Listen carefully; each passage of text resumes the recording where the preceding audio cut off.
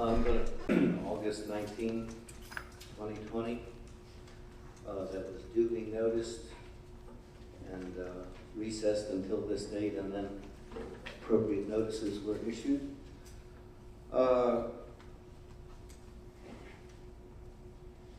We've got an agenda here, which is really the leftover things on the agenda for from the last meeting, so I don't think we really need to re-adopt it. One thing that before we get started, I guess we should take the roll before we get started. Mr. Light. Here. Mr. Kohler. Here. Mr. Henry. Here. Mr. Frazier. What's left of me? Ms. Ishii. Here. And Mr. Schulman notified us that he probably would not be here, and I don't see him, so I assume he's absent. I am here. One of the things that was on the agenda that kind of got very abbreviated because of the lateness of the hour was a public comment period other than the public hearing that we had on the comprehensive plan.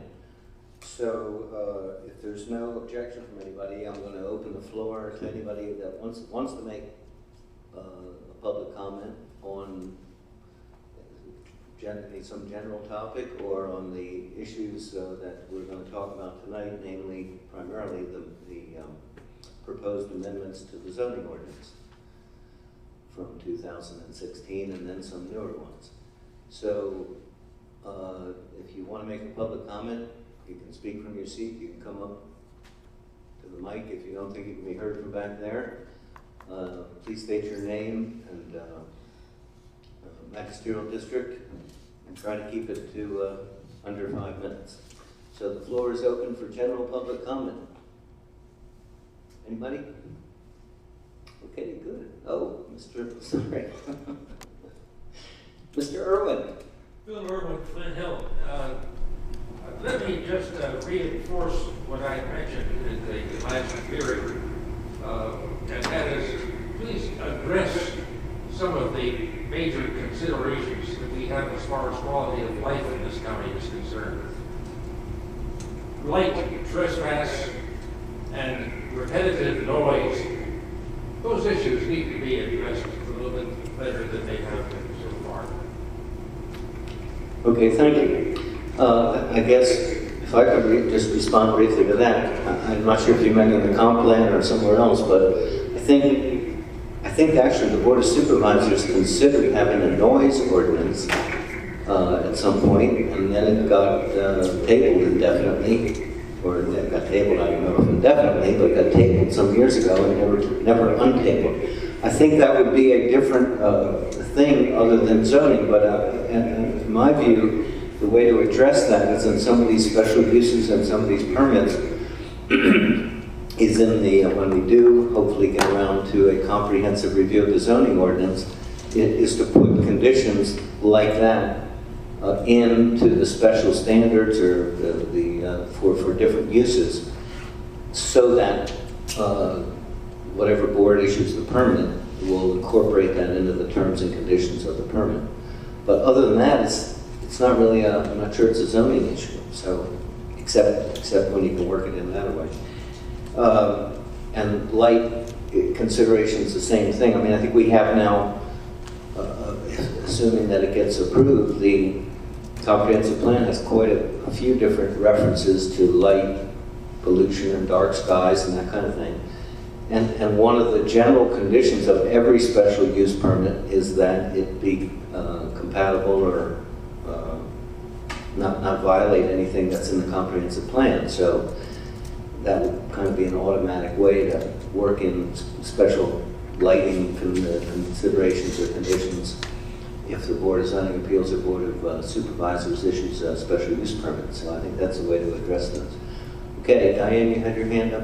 Go ahead. Yeah, Diane Bruce Sperryville. Question. Is the Planning Commission tonight going to consider making some amendments to the comprehensive plan that you adopted on the 19th of August and then forwarding those changes? Well, the answer to the question is Mr. Curry and Ms. Summers both weighed in on it. I don't know what, well, we got a motion and it got seconded and voted on, so nobody actually, I was expecting that somebody was going to make a motion to incorporate some of the, I guess, errata. So Michelle Summers and I made up a list of all the little nits and nats, nothing about horseback riding being included in recreation and so forth. And we were going to try to adopt that and I guess piggyback it onto our recommendation, but Mr. Curry and Ms. Summers both were of the opinion that even though the meeting, technically the meeting is still going on, the resolution was adopted without any changes, so we are going to discuss that in terms of just sending the errata along, and then the board, when they consider it, can put those things in. But since technically the statute says that our choices are approve it as it was advertised, amend it, and then approve it and send it on, or decide it needs more work and we're not going to do any recommending. The safer course seems to be not to try to undo or amend the resolution that was already voted on. So that's pretty much what we're going to do, I think. So I understand that you'll send whatever this thing is on to the Board of Supervisors and ask them to consider it, but you won't take any action tonight. Well, we are going to adopt I have a draft kind of a list, and we're going to just recommend that they look at those things. But we're not going to change we're not going to amend the actual resolution, no. Okay, well, I just feel like there was some of us here the other night, and we thought that the comprehensive plan was adopted as is, and even though some lady said, well, are you going to make any of those changes, there was no comment. And so I think most of us left here thinking, well, okay, this is the way it is, and we will be looking forward to whatever happens at the next level. Well, certainly at the next level, they can do whatever they want. So, okay, but you're not planning to try to adopt something tonight and attach it to the comprehensive plan? Well, we are. We're going to have a recommended list of errata and just say we suggest that you consider these little things. So, and there's like 2 pages. For the record, I would be opposed to that then. Okay. Anybody else want to speak? Mr. Glenn? Yeah, page 20, Jackson District. Can you hear me all right? What? First of all, I strongly support the food processing changes that you drafted up. I would strongly recommend that you make a differentiation between moderate-sized food processing and, lack of a better term, industrial food processing. We don't want Purdue coming in here with a monster chicken processing plant in anything other than industrial, so maybe not in agriculture, but things like Adams Slaughter and Manfred Call and their small operations should be approved. How you define that, my suggestion would be on total yearly sales or something of that, total volume of business being done. But I don't know if you can do that, but that would be the suggestion there. Okay. Second issue is if the commission has not looked at the state code in regards to agritourism, you really should. I think you're limited as to what you can do to that, which is really kind of scary. I think you can only do health and safety, but you really should put in some health and safety requirements for agritourism. Right now, theoretically, I could have Mother Earth News Fair or the Homestead Conference that goes on up in Front Royal, I think, or wherever it goes on now. All right, I can have that on my property. I don't need a permit. I don't need anything. You would have virtually no say, and I could have 10,000 people there. Not that they would fit on my driveway, but you really need to look at it. That part of the state code is absolutely atrocious, all right, what it allows. I mean, literally, agritourism can be sitting in a lawn chair, looking at trees, watching them grow. That's how broad that state code is. And last point, is I would really like to commend Mr. Connick for his leadership as chairman of the board. In the last 7 months, he has gotten more stuff through this commission than in the 6 years I've been coming to these meetings. So I would like to thank him very much, and I appreciate what he has done, and I hope he gets a lot more done. Thank you, that's it. Thank you, Mr. Glenn. All right, anybody else want to be heard? I want to recognize Mr. Parrish from the Board of Supervisors. Welcome to the meeting. Sorry, Mr. Langsmore, glad to see you here. Okay, if there's no further public comment from anybody, I'm going to close the public comment period. The next order of business is adoption of all these minutes. So we've deferred it twice, so I guess let's get to it. June 10. Let's start with 10. So I'd like to move that we accept the changes that I submitted along with Mr. Kohler's changes, and also including. Well, you're going to have to tell me what they are because I don't, unless you're going to hand them out because I got them late in the day and I'm not sure that I know what that means. I'm not sure anybody else knows what it means either.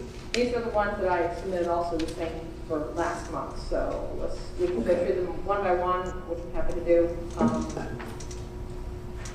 The June 10th, pull those out. Second here.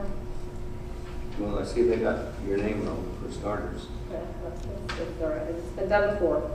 All right, so on June 10th, page 1, first of all, we were not absent. Right. That would be, we were present electronically. So Okay. we would be willing to make that change. I appreciate that. Well, it's not up to me, but let's do, I guess, do these one by one. Is everybody comfortable with that? I mean, I agree with Mary Catherine. I mean, you weren't absent. You were present or participated electronically. They didn't participate electronically, they were there. No, at the June 10 meeting, they were.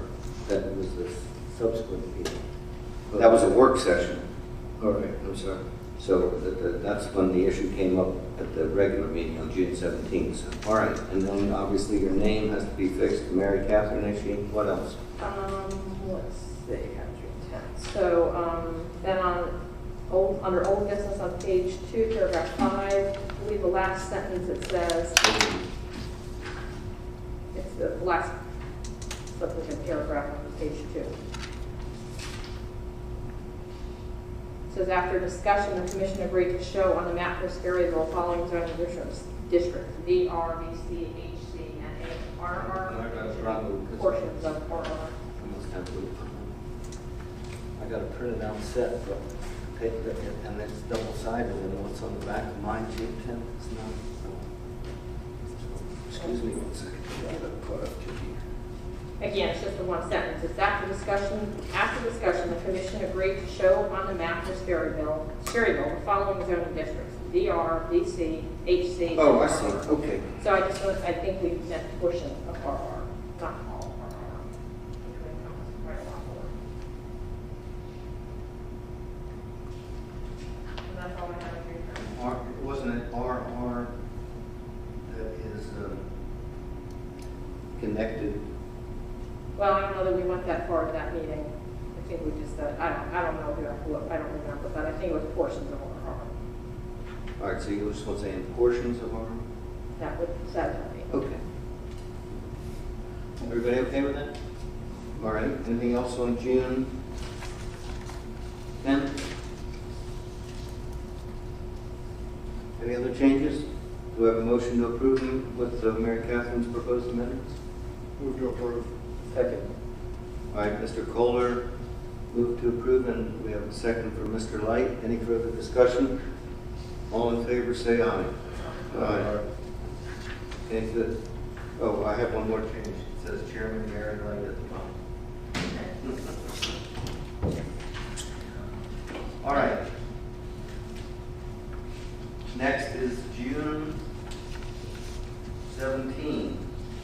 That was a regular meeting. Right, And I'm working off of one that says revised draft. right.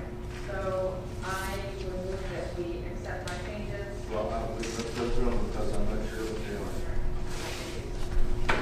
All right, so again, we were not absent, we were present electronically.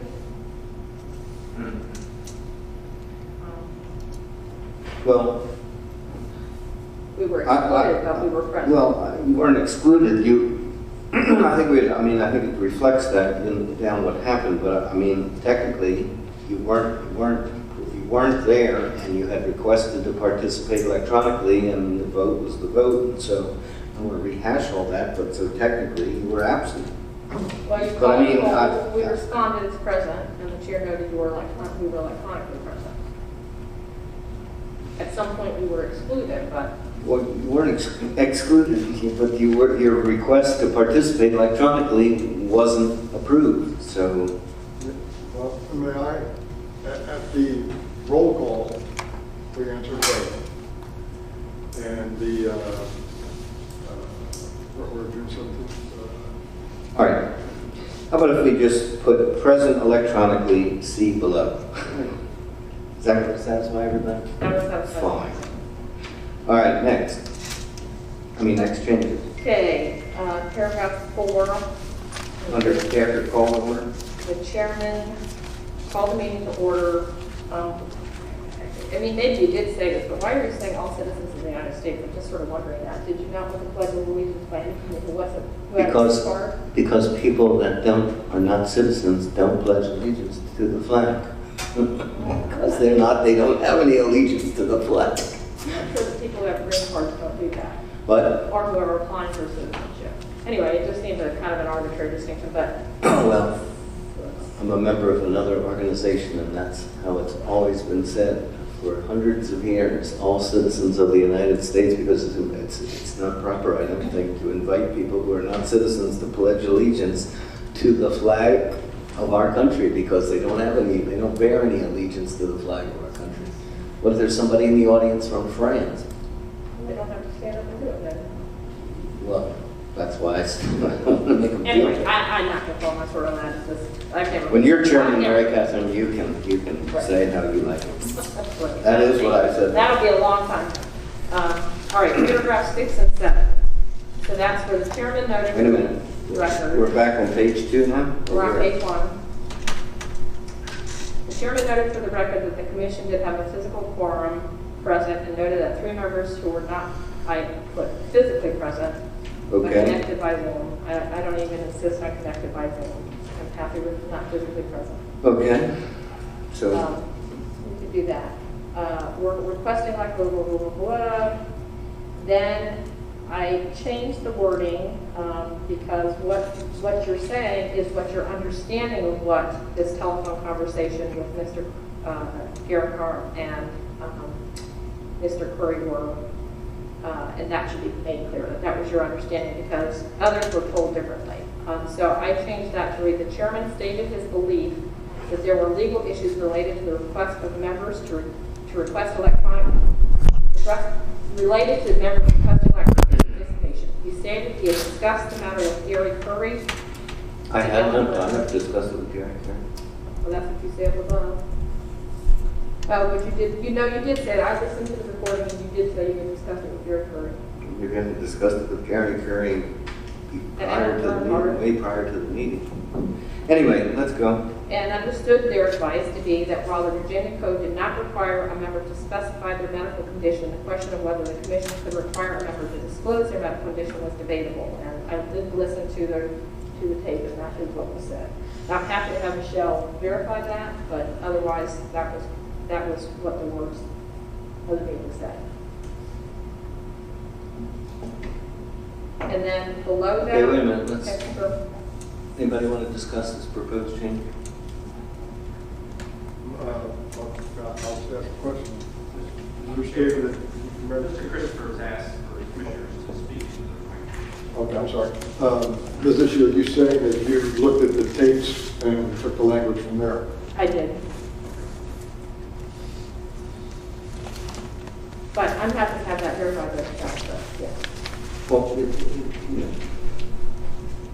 Well, I would say I support the principle of trying to state what was said in the meeting rather than somehow reinterpret it, as I think these minutes have started to do in some cases. So I support it. I support the principle you're trying to apply, which is to kind of state the facts from the meeting. particularly since there was some, level of disagreement on this, I just feel like we need to be careful on how we state it. So do you read it again? Sure. Like, where are you starting with the change? So, He reviewed the Yeah. act? What the hell? Sure. Has everybody seen this? I've not seen, But, I don't think I have. They've been emailed, they were emailed before the last meeting, and they were emailed again today. so the change starts after attending the fourth line. The change starts with- After attending the meeting. Yeah, the change starts with the middle All of right, the paragraph. I'm just going to read it so everybody can hear it again. The chairman stated his belief that there were legal issues related to the request of members to request electronic participation. Anybody got a problem with that? Good. He stated he had discussed the matter with Gary Curry and Alan Gerhardt of the blah, blah, blah, and understood their advice to be that while the Virginia Code did not require a member to specify their medical condition, the question of whether the commission could require a member to disclose their medical condition was debatable. Anybody got a problem with that? Okay, good. Then, it goes on. Discussion followed. Where's this supposed to be? Oh, we need to grab that back. Thank you. So instead of after first, you'll see what I deleted there, after further discussion, including remarks by the 3 absent members who were on the. Well, wait a minute, I'm not with you. Okay, so the current paragraph reads, after further discussion, including remarks by 3 absent members who were on the Zoom, audio, or telephone. Wait a minute. Next paragraph. It's the next paragraph. Next paragraph. How does the next paragraph, okay, you said it in the same, great, okay, great. After further discussion and so forth, yeah. So I changed that to read, discussion followed about the ability of the commission to require a member to disclose their medical condition under the Virginia Code and the commission's existing rules of procedure, and the adequacy of the request of the 3 members requesting electronic participation, including whether being in a high-risk category for COVID was an adequate factor or whether proof of having the disease should be required. Well, I don't agree with that. Nobody said anything about any proof of having the disease. The discussion was whether or not a person, the statute says, has due to a medical condition. It didn't say, it wasn't specifically about COVID, so I don't think that, I mean, I'm okay with you up to that. I do recall that, You recall what? That what? that it was asked about whether you had a specific disease or had COVID, as I recall. No, nobody said anything about COVID, but the discussion was, as I recollect, was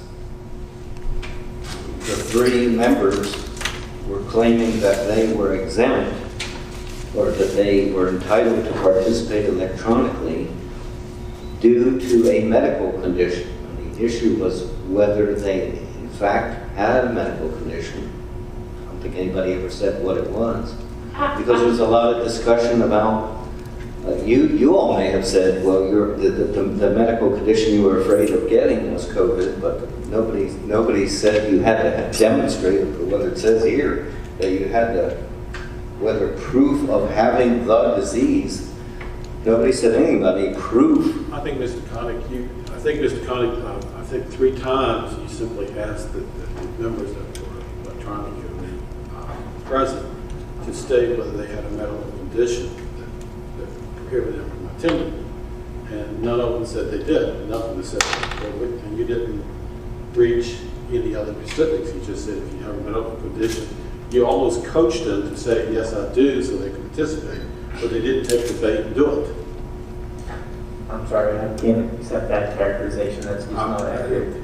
I mean, We were asked if he we said were- everything, No, but tell us you got a medical condition, No. you can participate. I'm sorry. But nobody would say that. Sorry, you're misremembering me. We were asked if we wanted to take a personal reason, and what we were all saying is that we were maintaining that we did have a medical condition. So, I'm sorry, I didn't want to get involved in this detail, but I can't accept that rewriting. And I'm happy, as I said, to have Michelle go back and listen to the accuracy of this, but I did do that. I went back and listened to these tapes at great length, and this was a wording I took from it. So, if anybody wants to challenge that, go back and listen to the tapes. Well, here's my view, that rather than sit here and like rehash the whole meeting, try to get this wording exactly right.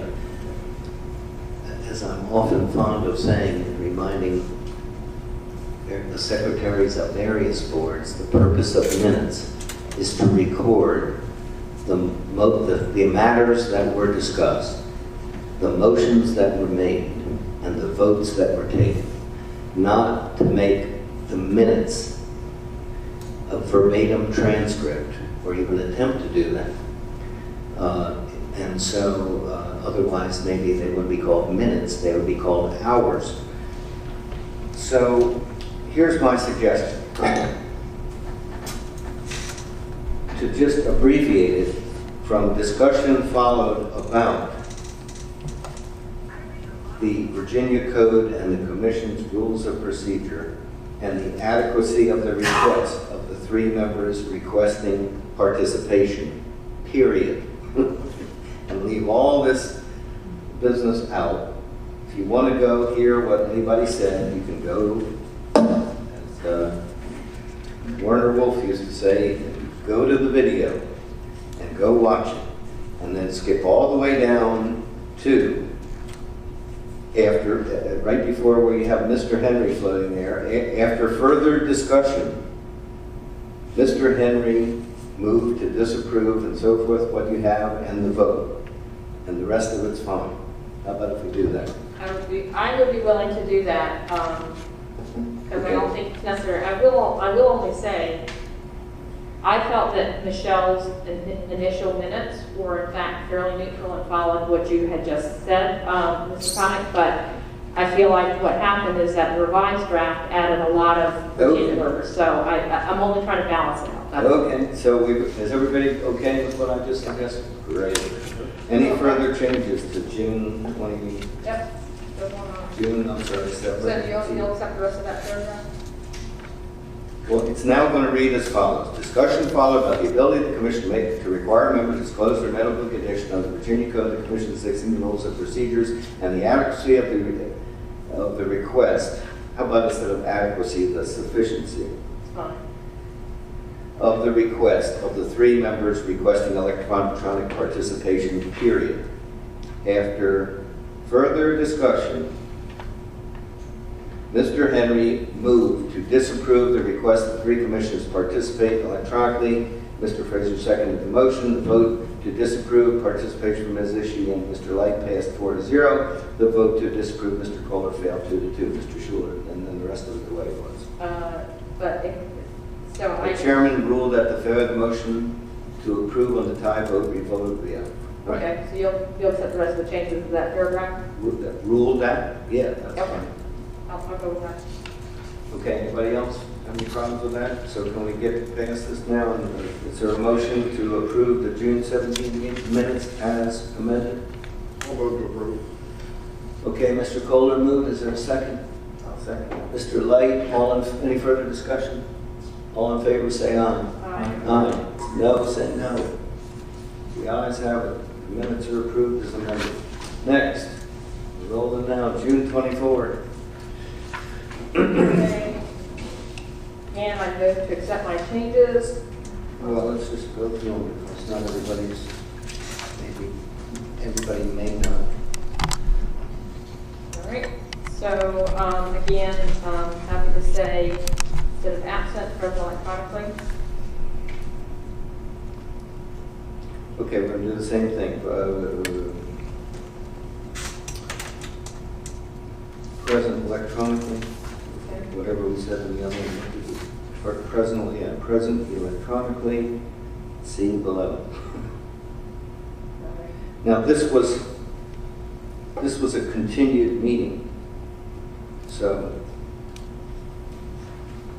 I mean, I guess my change really would be, or my suggestion would be that this should maybe be attached or appended to the June 17 meeting because it's really a continuation of the same meeting. So it should reflect at the end of the June 17th meeting. It does reflect that. Move to recess the meeting, and it would be really these minutes and all this introductory paragraph and the title should be deleted write down the call to order, and that should be stuck onto the back in place of the signature page lines on the June 17th part. And instead of call to order, it really, I guess it should say reconvene instead of call to order. So, now with so all that business, we don't have to repeat it because it's already in the original meeting. All right. You did have one extra member at that meeting. Are you going to memorialize that? Right, that's when Mr. Light came. Okay, we'll put that in, great. Join the meeting. All right. All right. Paragraph 4, the chairman recalled the meeting from recess back to order at 7 p.m., so that is in there. And welcome to everyone present, particularly the vice chairman, Mr. Light. You can say that if you want. So that's already in there. Okay, good. Paragraph 5, the chairman again requested, we're under call to order, the second paragraph down. Chairman again requested anyone participating electronically. And I added 2 substantive points again because we're adding other stuff in here. I added this issue stated via Zoom that she had requested electronic participation under Division Code Section 2.2, 3708-2818, given that it was a separate day.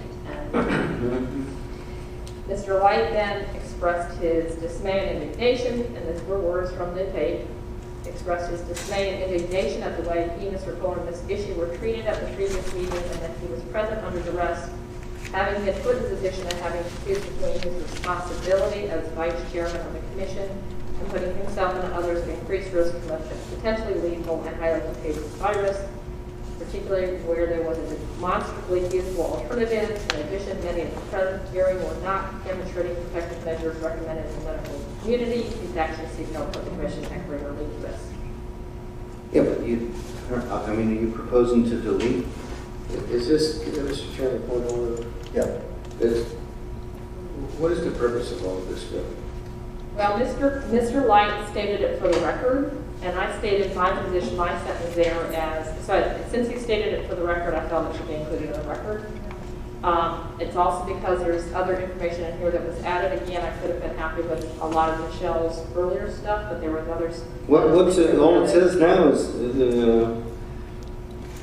all it says is Mr. Light moved to reconsider the electronic participation of, Ms. Ishii and Mr. Kohler for this meeting after some discussion of the issue, during which time all that was said, including Robert's Rules of Order that require a motion for reconsideration. The motion died due to the lack of a second. And That's all that's got to be in there. I appreciate you want to put your whole speech in there, and if you want to, you could move to put in your letter to the Rappahannock News and stick that into the minutes too as an appendix. So, do we have a motion? What do you want to do with this? I move that we accept it. Okay, you move that you accept your changes. Is there a second? I'll second. Okay, there's a second. Let's vote on it. All in favor say aye. Mr. Light? Aye. Bowler? Aye. Henry? Hey, Frazier? Yay. Issue? Yes. Comment? No. So that's a tie vote. So the changes, I guess, don't get made unless we'll get down to the approval. You're going to not vote to approve the minutes? Because otherwise we'll just wait until Mr. Schulen gets back and skip over this part. And why would you do that? Well, because we're going to wind up in a tie vote, the minutes aren't going to be approved, and then we'll have to retake it up again at the next meeting. So what you're saying is you're going to wait till you make sure you have all votes passed if you want. That's No, I'm not saying that. I'm saying if you're telling me now, you and the three of you are going to say you're going to vote not to approve the minutes because that motion just didn't succeed, then we might as well not continue discussing these particular minutes because we're going to end up in another tie vote. Well, you just cut off discussion on this. No, we can resume the discussion at the next meeting when Mr. Schulen is back, hopefully. Well, I don't care. What's the pleasure of the commission? Want to keep on going down this road or no? You want to wait? I think it's pretty ridiculous for us to have a meeting here tonight, and it's going to take an hour or better to approve the minutes. And it's like, we're doing the interpretation of the Bible or something. It's just ridiculous. We came here to do business, and all we're doing is like we're in the United States government and in a congressional office, and just endless time of what words mean. Moreover, it's a completely non-substantive point. It's a point of procedure that, you know, the motion, it's in there. The motion was there, he made the motion, it died for lack of a second. And anything he said or any other discussion is really irrelevant. Because according to Robert's Rules of Order, if you don't have a motion duly made and seconded, then there's not supposed to be any discussion of it. So it's true that everybody said all the things that you said. If you want to see them, go look at the tape. But they don't belong in the minutes because there was not a motion that was duly made and seconded. So that's the reason it's written the way it is. But, you know, my question is on the table now. Do you want to continue these minutes or do you want to table this until the next meeting? So I'd like to ask Mr. Lyne, that statement was put in because I Wait a felt minute. That's not what I just said. Do you want to continue these minutes or table it? Somebody want to make a motion to table the approval of these minutes till the next meeting? I make a motion that we table the adoption of the minutes to the next meeting. All right, is there a second? Second. Good, and we can do it all again. Got time. All right, there's a motion made and seconded to table the approval of the June 24 minutes until the next meeting. All in favor, say aye. Aye. Aye. No, say no. no. Who voted no? You? I didn't hear who voted. Can't tell. We've got Rick and And Rick and Mary Catherine voted no. To not pay Well, for. it's. Okay, I just couldn't hear it. Me off, I couldn't see whose lips were moved fast. All right, so we're gonna, these are tabled, the June 24 part of the June 17 meeting. Now, the next set of minutes is July 15. So I'd like Okay. to move that we, actually on July 15th, I'm not sure if there's any concerns. There were a few minor changes on July 15th. Okay, No.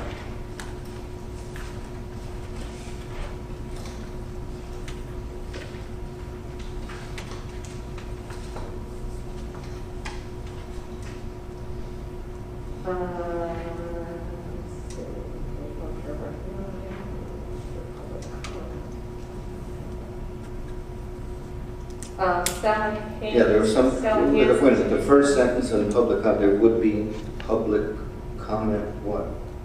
That doesn't make any sense. Somebody already pointed that out. Chairman, paragraph 9.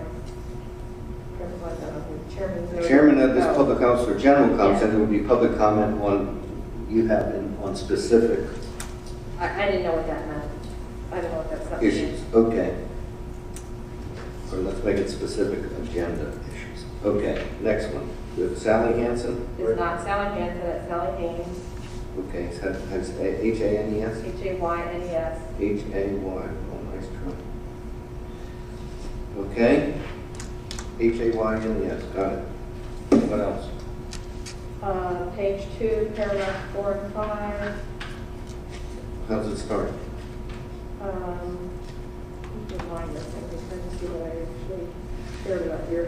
The summer stated the planning commission, out here it is, let's see. The sentence that says, since December 11, 2019. How's the paragraph start? This summer, it's the first paragraph under old business, draft comprehensive plan. The sentence down near the middle that says, since December 11th, 2019, the planning commission has been having regular work session. It should have an S on the end of that.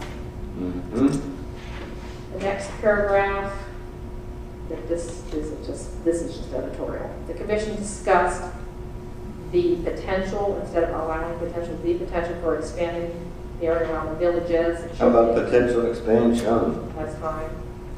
of the area around the village? Blah, blah. Fine. Okay, good.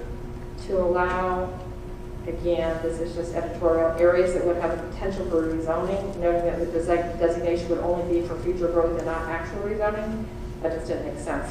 Should delete areas that would have a potential for rezoning and just put growth.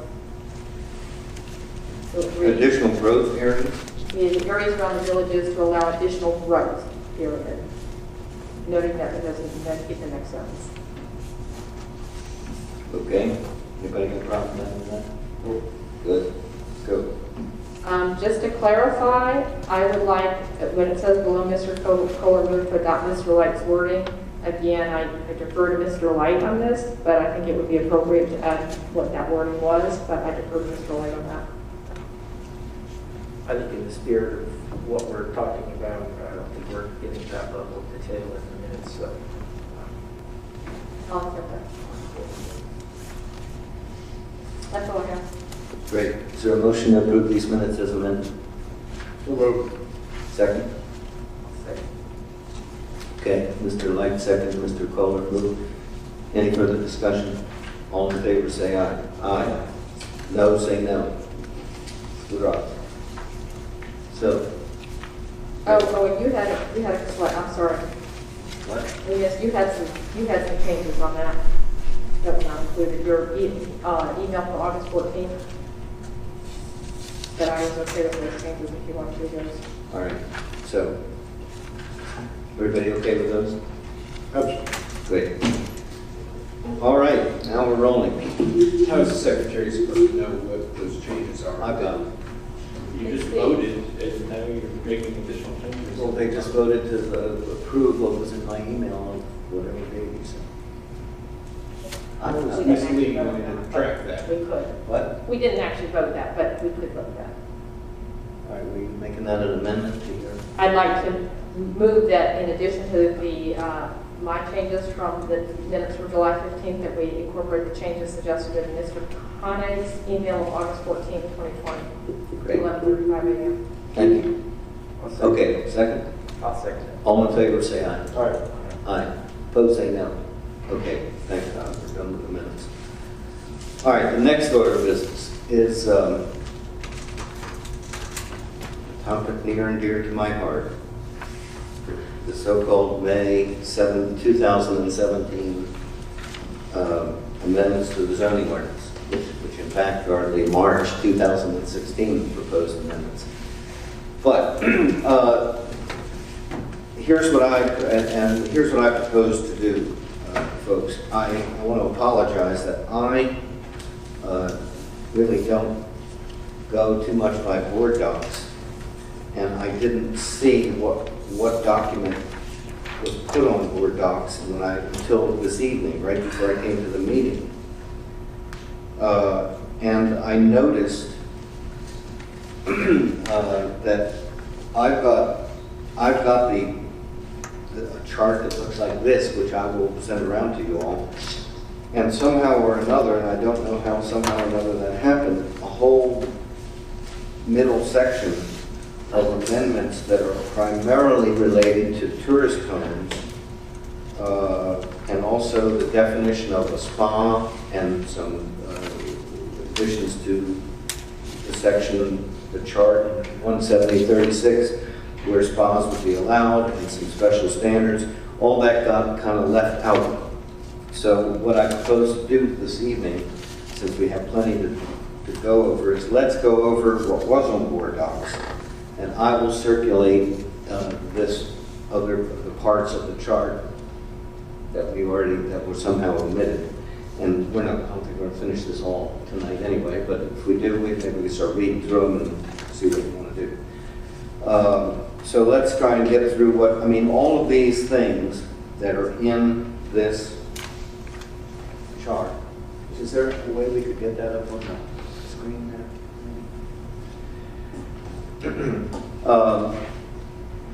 These comments and so forth that are over in the far right-hand column that say comments, those are comments that go back to 2016 and 17.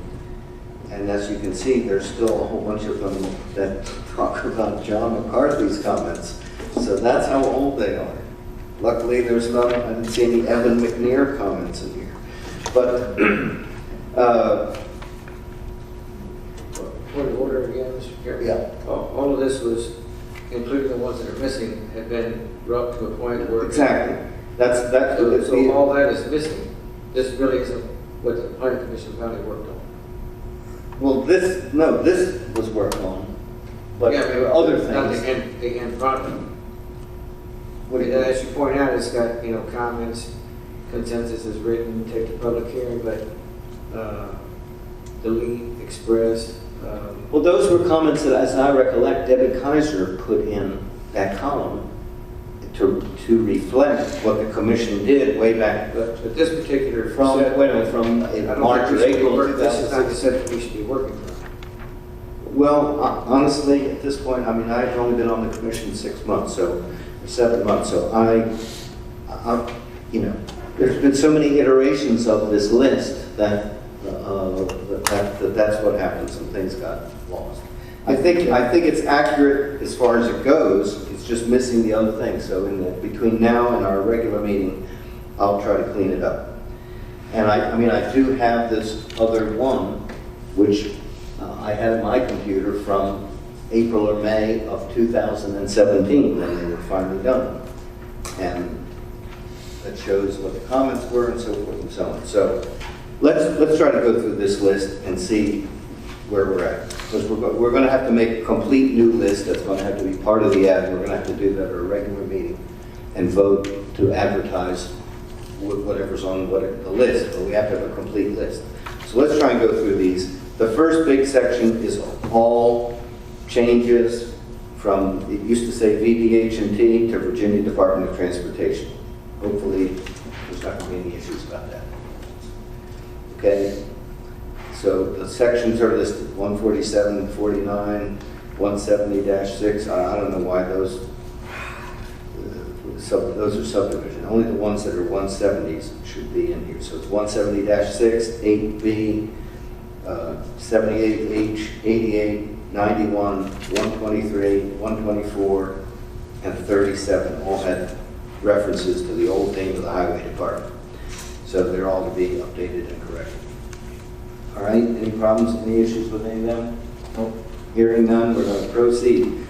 Section 170-8, definitions. Mr. Chairman, point of order now. So when you say we're going to proceed, we're just walking through these, is that what? Yeah, Okay. well, I want to make sure that, because these were, all these things approved unanimously, or nothing was approved unanimously, because the planning commission doesn't approve anything, it just recommends. But anyway, that's what she meant, that when it says approved it, but that was some other commission of which, as I look up and down the table, there's only 1, 2, 3 people out of 7 that were on the commission at that time.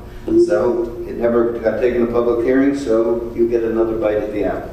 Mr. Chairman, so are you making a recommendation to have staff or somebody I'll do create it. these changes? I'll do it. So you'll be making the strike-through version?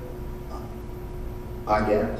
I don't know. I might need some help from staff on how to do it. Maybe we should confirm right now move this forward and go to the next step meetings as you go one by one. And Okay, well, if you, can you do that?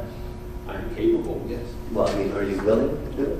I know you're capable. Between Ms. Summers and myself and Mr. Goff, I think we can, Okay, great. but I just want to make sure we understand what accept and move on means. Okay, well, that's what it means for now. So, and then you'll give us the list, and then we're going to review it. With the strike-through, that's what we're going to have to review before we vote to send it to public hearing. Right, that's what I meant. Thank you for clarifying.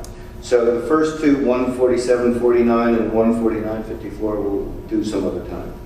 That's subdivision stuff. And I don't know what 149 is. All right, next, 170-8, definitions. And this is a change, and I thought there were several others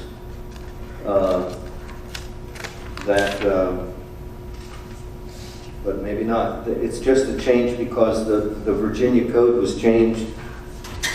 Ron probably knows better because I think I was already practicing and he was still in law school at that time, but they changed it from Title 15.1 to 15.2. It's got to be 18 or 20 years ago. I think it was 1998, but I could be wrong. Maybe Diane does, I don't know. But anyways, it never got changed in the ordinance. So it's just so 15.22226 is the new 15.1450. All right, any further discussion on that? Good. I've lost track of it. At the very bottom of the first page, definitions. So it does. Right. There was another way to have it, I looked at it. All right, the next one is this definition of a private street. And for those of you who are new to the issue, This came up ages ago. The ordinance talks about setbacks. Or actually talked about yard. Right, I was just going to say what's described, commonly called setbacks, but really the front and side yard requirements for building a house or an accessory structure of some kind. And it basically has a differentiation in it that talked about primary roads. So if you're on 211, it's one thing, and if you're on a secondary road, it's a different front yard requirement. And there are quite a few roads and private lanes in the county that used to be public roads, but were never made state secondary roads. So all of those little lanes and roads were essentially omitted.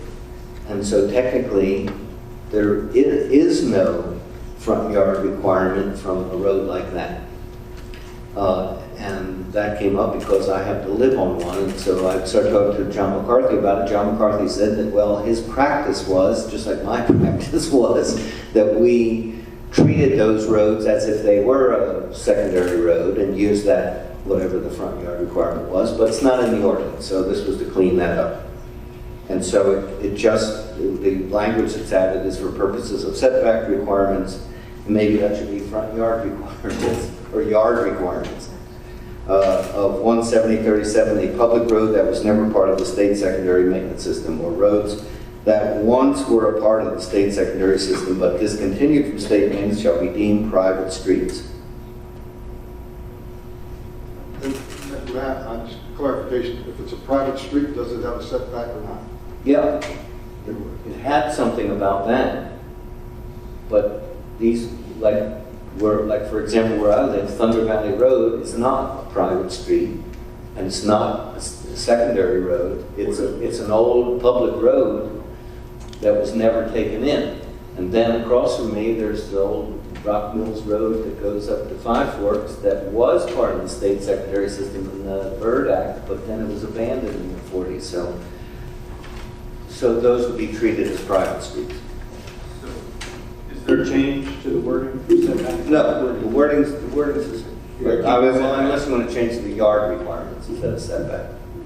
Well, I still am going to say the same things I've said every time we talk about this. I think this is, as Mr. McCarthy said back in the original day, that this creates a risk that someone could build something not knowing that there was ever a street and be subject to setback requirements. And it just seems, I'm not sure about your interpretation. This is how it's always been interpreted with Mr. McCarthy's comments and marginally to be agreed or to be believed. But I don't support this change going forward. Can I ask what this means? So you said for purposes of the setback requirements, a public road that was never part of the state secondary maintenance system. What is a What is that? What is a public road? There's all manner of roads. Because what does a public road mean in that context? well, my road is like that. It was a public road that was maintained by the county for years and years and years until 1932, when the Bird Act was passed. When the Bird Act was passed, the state took over the maintenance of a lot of these roads, but not all. And the Board of Supervisors basically was asked to take their map of county-maintained roads and give it to the, I don't know if it was the highway commissioner at that point, but give it to some state official and pass a resolution what roads they wanted to be in state maintenance. And a lot of roads were left out because a lot of them were old wagon roads, a lot of them weren't passable, a lot of them were roads like what I was talking about. The reason that the old part of the Five Forks Road was abandoned later was because it had fords in it. I mean, it went across the river, there weren't any bridges and stuff like that. It was a pain in the neck to maintain. So the Board of Supervisors, in its wisdom in 1932, passed a resolution, and you can go look in the minutes. There's a whole list of roads, and I think there's a map too. But I know there's a list of roads, what's to be taken in to the state system. And so the roads that weren't taken in, it didn't affect the fact that they were still public roads. And so they're covered by the zoning ordinance because they're public, well, they're not covered because the zoning ordinance, the way it was written, only talks about two categories of public roads, primary and state secondary. Well, most of your roads other than 211, 522 are state secondary roads, but the ones, it totally leaves out the ones that were either never taken into the state system or haven't been taken in, were later abandoned from maintenance, but they're still a public road. So I appreciate Mr. Light's comments, but I think the answer is, well, that's in the zoning administrator's discretion. I mean, if there's some road somewhere that you don't know about, or that's been totally discontinued in use and overgrown and so forth and so on, I don't think that's the setback that we're talking about. We're talking about the yard requirement from the road that you use to access the property. So like a road like Old Browntown, for instance, which used to go over Browntown. Right. There's a lot of houses built up in there. Right. And that's not in the state system. Right? Will they be grandfathered? Oh, sure.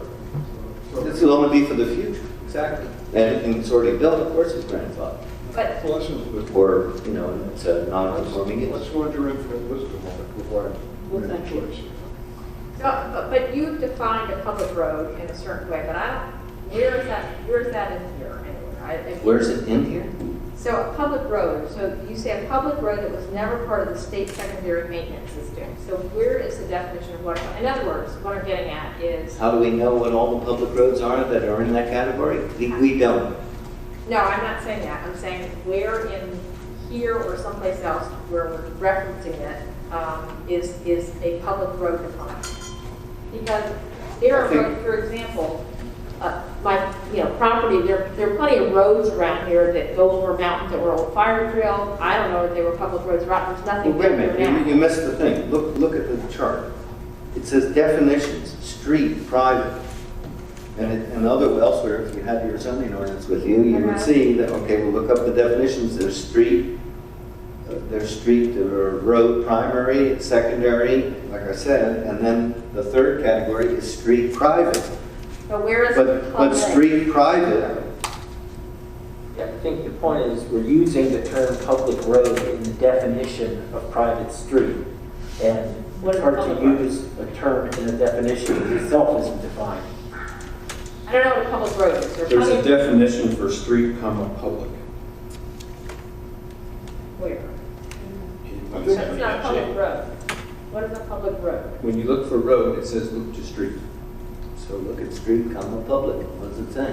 Where does, okay. Private streets dedicated for the use of the general public and graded and paved in order that every person has the right to pass and use it at all times for all purposes of travel, transportation, or parking, to which it is adapted and devoted and permanently or formally maintained by the Commonwealth of Virginia. And I think that is the road. Commonwealth, But that's maintained by the Commonwealth of Virginia, so that That's the excludes. that's right, it excludes these other public roads.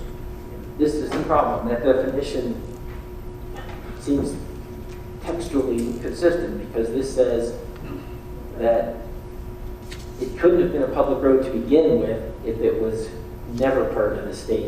The core thing, system. I think the definition here of public road goes to what was maintained prior to 1932 by the county. And the roads that have not been abandoned, that were previously maintained by the county, are still public roads. So what about the fire trails that were a road that go over plenty of our mountains here? They were not maintained by the county. Well, they were actually. Ours were. Well, then if it's once a public road, always a public road until the Board of Supervisors abandons it. It's a certain procedure you have to do by resolution on a credit occurred. And so therefore, I mean, that's really, again, it's up to the zone. Well, the problem now is that all those roads technically don't have a yard requirement. So you could build something right 2 feet or 1 foot or overhanging the road and there's no restriction. It has happened. Yeah, right. So between now and the next meeting, if you all want to work on some other wording or some definition of what you're not happy about. And these public roads that we're talking about that have not been formally abandoned citizens can still use them, and they can also petition the highway department to start maintaining them again. So they have a lot more rights than just a fire trail or a platted easement. They come with rights, and you can actually use these roads without trespassing. Right. Historically, the board has been not very quick to move to abandon these roads. I mean, where I live on Thunder Valley Road goes all the way up to the top of Red Oak, and it connects up with the road that goes all the way down the other side of Red Oak and out to Woodville. Well, And there's a perfect example. That road was never put in with the Bird Act. Well, another example too is down in Amosville, Sugar Lane. Sugar Lane went from South Coast Road all the way up to 729. And there was development done on about half of Sugar Lane. And then the Easton family petitioned the Board of Supervisors 20 years ago to abandon the other portion of Sugar Lane that actually came out up there close to the Battle Run Church on 729, and the board abandoned it. And there's a process there. Well, the road got improved, another part of it was abandoned. Brian Lee's farm down there, there was a state road, a public road that went from 211 up to Fodderstack up to the J.J. Dwyer land. And Tom Lee came in the 1980s and had a petition the Board of Supervisors to abandon that. And they did. Mr. Light, there's a public road behind you that comes off of up there, Pentecostal Church Ridge up there, and it goes down, crosses the river. Harry Settle Road. Crosses the river, there's a ford and everything. And it comes out of the Rural Mills. That has not been formally abandoned. So these things are all around the county. So it's wise that we address them and recognize. And most of the time they show up on a survey. So there is evidence, and people may be surprised, but I think if you got a parcel of land and you had a survey done, and the survey relied upon the chain of title of other surveys, it's going to show up, the road's going to show up. So I understand that. Oh, sure. Well, my only concern is that the public understand what it is. So if somebody buys a piece of land, they understand that that old trail running through their property has a yard requirement. So that, they don't make the mistake of building and then finding out that they violated it. That's all. There's some sort of way to define it. I don't know what it is exactly. Well, and even that it makes sense, I'm not disputing that this is a good idea. I wasn't on the planning commission, I'm just reading it cold. All I'm saying is what Mr. Henry just described as the definition of public road, and in other words, something that was maintained by the county, does not meet what Mr. Curry just said is a public street. Right. That's a different thing, because of that public street, it specifically said it was maintained and taken into the state system. So in other words, all I'm saying is you should define what you mean by public road, because the road that Well, goes... it does. It's a public road that was never part of the state secondary maintenance system. So does the trail, the fire trail that goes right in front of some houses that I know there in Woodville, that's pretty much abandoned, but that's still there, if somebody wanted, nobody uses it, it's just there, but it was at one time maintained by the county, and I suppose if the county wanted to, maybe they could claim it as a fire trail. I don't know, frankly, but it's long since fallen into disuse into the forest, and somebody who wanted to build something would have, maybe it would show up on a plaque. I think you have to stay 50 or 100 feet off of it, so I mean... Well, you don't even know it's there. It's gone. Anyway, that's It's all. probably not going to be an issue. Well, it would be if it's in the ordinance. It should be, let's put it that way. So that's all I'm saying. I agree with Mr. Fuller that we should. The ordinance is not making or breaking them. It's just identifying that they do exist. This ordinance is not creating them. No, but it's subjecting them to setback requirements that they might not otherwise be subject to. That's the issue, right? Well, you know what the answer to your question is? The answer to your question is, if you look at the section of the code, that I think is 15.2, 2311, or 2307, or both, it talks about vested rights. And it says, thanks to the horrible the PV Tower decision and some others, where people got a zoning permit from the zoning administrator that it turned out was in violation of the zoning ordinance. And until those two sections were amended about 15 or 20 years ago, the rule was that if the zoning administrator exceeded their powers and granted a permit for something that really wasn't permitted, including not observing the front yard requirement or something like that, that the permit was void ab initio, because only the BZA or the Board of Supervisors could either give a variance or amend the ordinance, and therefore their building permit was void. And somebody somewhere, I forget exactly where, down that way, built a TV antenna. I mean, so it was big money. And they said, well, they were supposed to get a permit and they made them tear it down. So they went to that, what they do, they didn't tear it down, they went, the court said they had to. They went to the General Assembly and they got this vested rights section passed. And the vested rights section says that if you go in and get a MIT from the zoning administrator or any other county official, the building official, or anybody like that gives you a permit, and 60 days, you start building and invest money in it, and 60 days goes by, and nobody protests, nobody tries to overturn your permit, even though it would have been under the old rule, void ab initio, you've got a vested right in whatever it is, and they can't make you tear it down, and they can't make you comply with the ordinance. So I think that kind of would put to rest any concerns that you have, that somebody's going to build a house and then wake up one morning when some neighbor who's mad about something else says, hey, Bob Winter, you built your house right in the middle of Thunder Valley Lane. That's still a public road, so you have to move it. No, he doesn't, because of the vested rights section. But he did build his house right in the middle of it. Well, I do agree that does address the issue as I see it, but I think we at least now are all on the same page as to the heart of the matter, at least. Well, if you all, between now and our next meeting, want to come up with some other suggestion, let's talk about it. I would ask the- I'm reasonably comfortable that if the 60 days goes by, somebody's not going to have their house built yet. But so, you've got a pretty good. Well, no, you can't challenge the permit after 60 days after it's issued. If they get a written determination or a written permit of any kind and they start to act on it, then that's when the clock starts ticking, not when they finish it or not. Right. Well, that protects I'm trying to protect the public from not knowing what they're doing. I don't think we should be, all we need to do, David, they have to take this back and look at it and see if we can figure out what a public road means. I think the public ought to understand what that means, that's all. All right, well, I can give you some cases that define this. We can't, we're just putting it in our ordinance, it's already been defined by other parties higher up from us. I agree with Ron, but We're just trying to put it in print in our ordinance. Where is it defined by other parties? in court cases. Well, then let's put it in here. Okay, That's what this is. No, okay, I'll work on This something. thing, wow, this thing, oh my God, we're never gonna get this done. Can we, Wait till we get into something really can simple. you agree to eliminate the word setback and put in minimum side and rear yards? Yes. As is written in Right, good idea.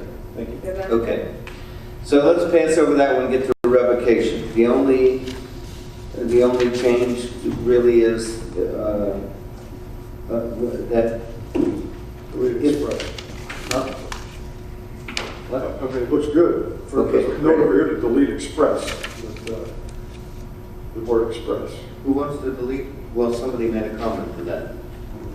Oh, I see. To that effect, I don't remember who and blah, blah, but there was a consensus to leave it alone. What's our consensus? Right now, you can only revoke a permit if there's been a violation of the permit conditions, and this brings in applicable state laws or regulations.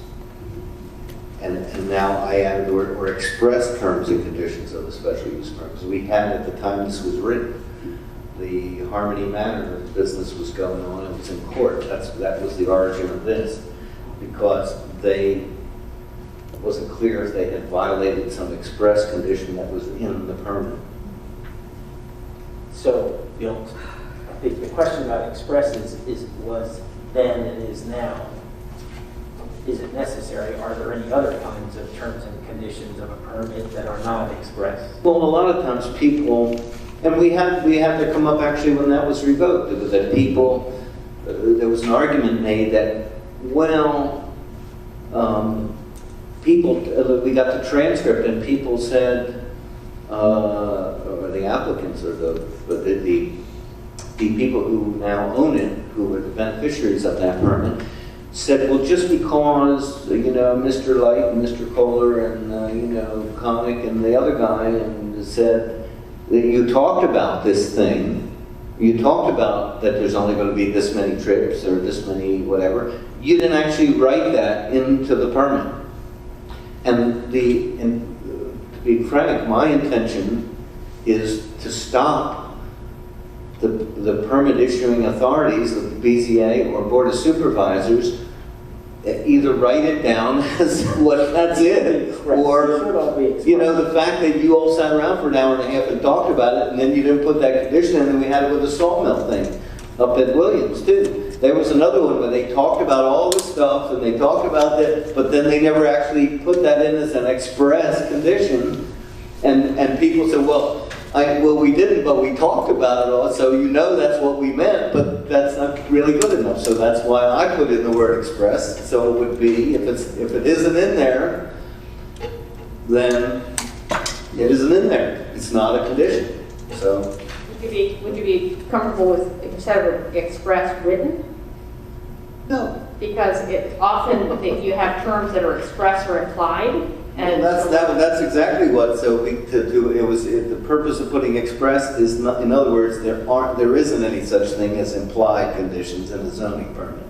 You either write them in there when you issue the permit, and everybody votes on it, and don't come back later and say, well, yeah, but you told us X, Y, Z at the meeting, and we relied on that, but we didn't write it into the permit. So well, too bad. I think the main example of this that I've encountered is when we get this detailed business plan or some proposal that talks about all these things someone's going to do, and I think that's the circumstance in which we might forget to make those commitments express conditions of the permit. And I think we've started doing that more, recommending to do that more as the commission. I take your point. I do think we should be more Precise. in expressing. So I'm fine with it. Okay, any other comments on that? Great. All right.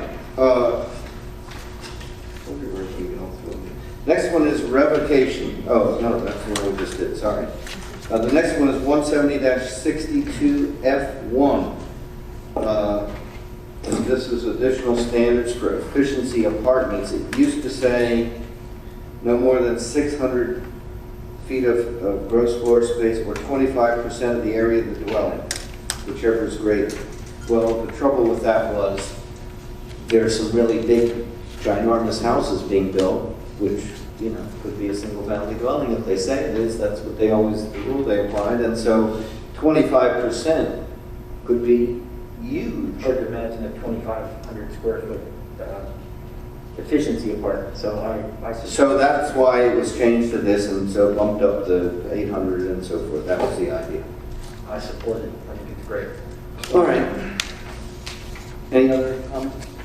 Everybody good on that? Good. All right. 170-62G2, additional standards for family apartments, and this was to put in, it may not be occupied by or rented by anybody other than the family member. This one gives me some heartburn. I mean, I understand the sentiments, but it also strikes me that making this timeless is impracticable. Well, I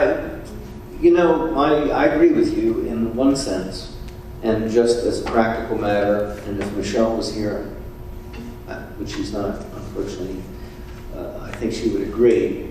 I'll just say, as a former zoning administrator, this is like, a nightmare. And we've had some issues with a family apartment down in Castleton just a couple years ago in the BZA, and it was very contentious. And you're putting the zoning administrator in an impossible position of how do you really monitor who's living in the family apartment?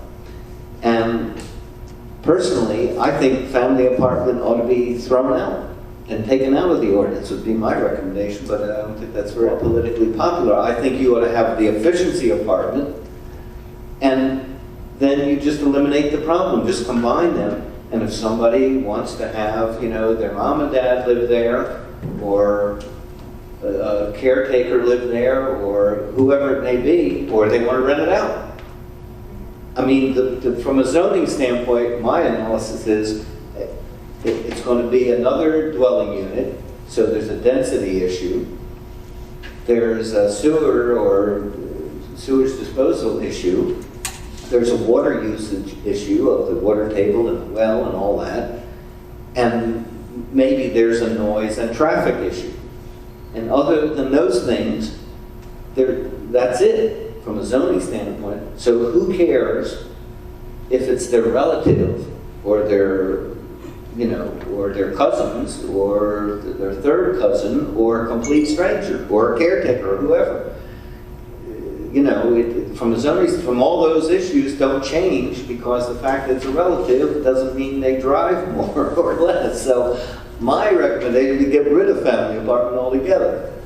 But if you're going to apply for it as a family apartment, then you ought to have a family person living in it, period. Well, in this day and time, I think probably family apartments are more needed and more necessity than ever before, whether it's young people trying to get started and inability to afford their own place, and whether we've seen the inverse of that, where you've seen a lot of adult children doing spaces for a father and mother to live in, etc. So I think with the situation we have in the county with housing, I think there's definitely a place for this here in the county. And we were talking a minute ago about the hypothetical situation, somebody getting caught, violating a setback on an abandoned public road. Well, we know for sure that these units, family apartments, do get rented when somebody dies, passes on, or whatever. And I think if we wanted to kind of bridge this gap here, is not to restrict it to what we did, but instead of having 2 years, put 5 years in there. It seems more. But Al, why make it dependent on whether it's a family member or not? If you're living there and it's your place, and you want to put in an apartment, and then in the garage or in the basement or in an outbuilding, first of all, there's this enforcement issue. How's the zoning administrator supposed to go over there and check? What are they supposed to say? Who are you, and how do I know you're really the right relative or the relative they said?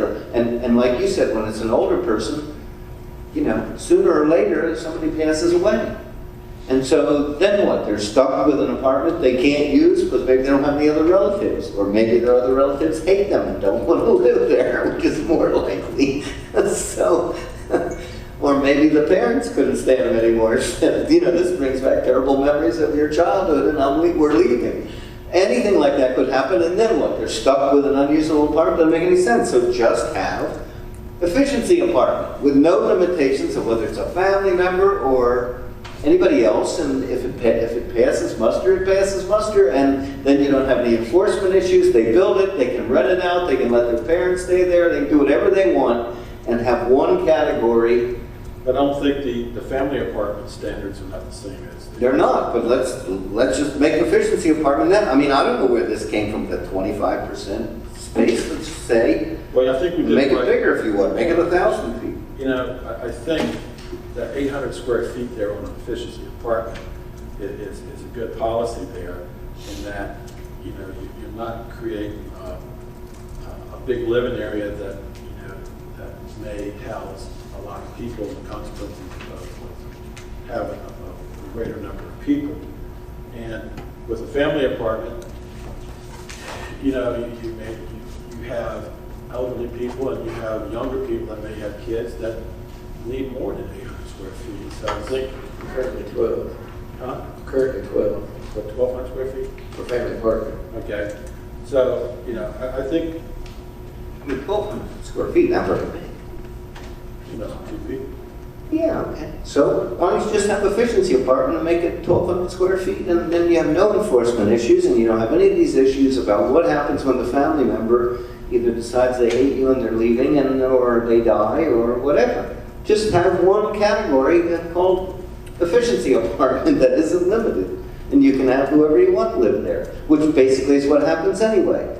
And everybody's so concerned about all this, and speaking of, you know, grudge matches and how people abuse the zoning ordinance to pursue their own personal, you know, petty little grudge match against their neighbor, they find out that, oh, you've got, you know, some farm workers living in what you got a permit for a family apartment. And they report you.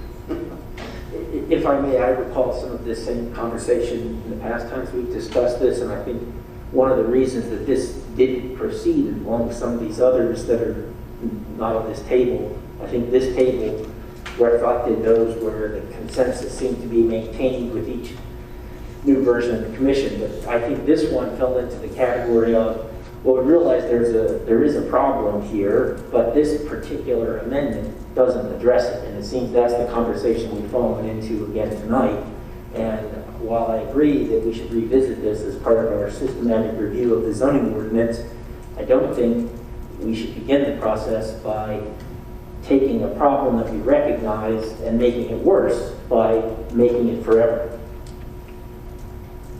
I mean, making it subject to the family member living there forever. Yes, right. That's Okay, I mean, I think we can take this up. I think we should take this up as we're talking about taking up a more systematic review. But I don't think the proposal here, and maybe we want to take this on, but, you know, in another context, but we've already drifted well beyond the requested amendment. Mr. Chair, on July 6, 2020, as shown on your screen and included in Boarddocs, the Board of Supervisors discussed this topic and is the subject of the fourth bullet on the screen behind you, asking the Planning Commission to review the family apartment zoning ordinance definition, as cited, to consider whether the ordinance section should be updated to allow family apartments to be approved for use of a caregiver for the resident occupying the principal dwelling. Well, that's what I had in mind, among other things. I just think if you try to restrict it at all, you're just asking for trouble. You're either inviting an enforcement problem, or you're inviting people to wittingly or unwittingly sort of be stuck with an apartment they can't use, or to violate the ordinance, and especially since the efficiency apartment requirement is smaller than the family apartment, so then they can't come in and ask for that, and that's why I say I think we ought to eliminate the whole family thing and just have one category. Perhaps efficiency apartment should be defined then in the definition in 170-8, Right. which it is not. So maybe we can move guest house into that too.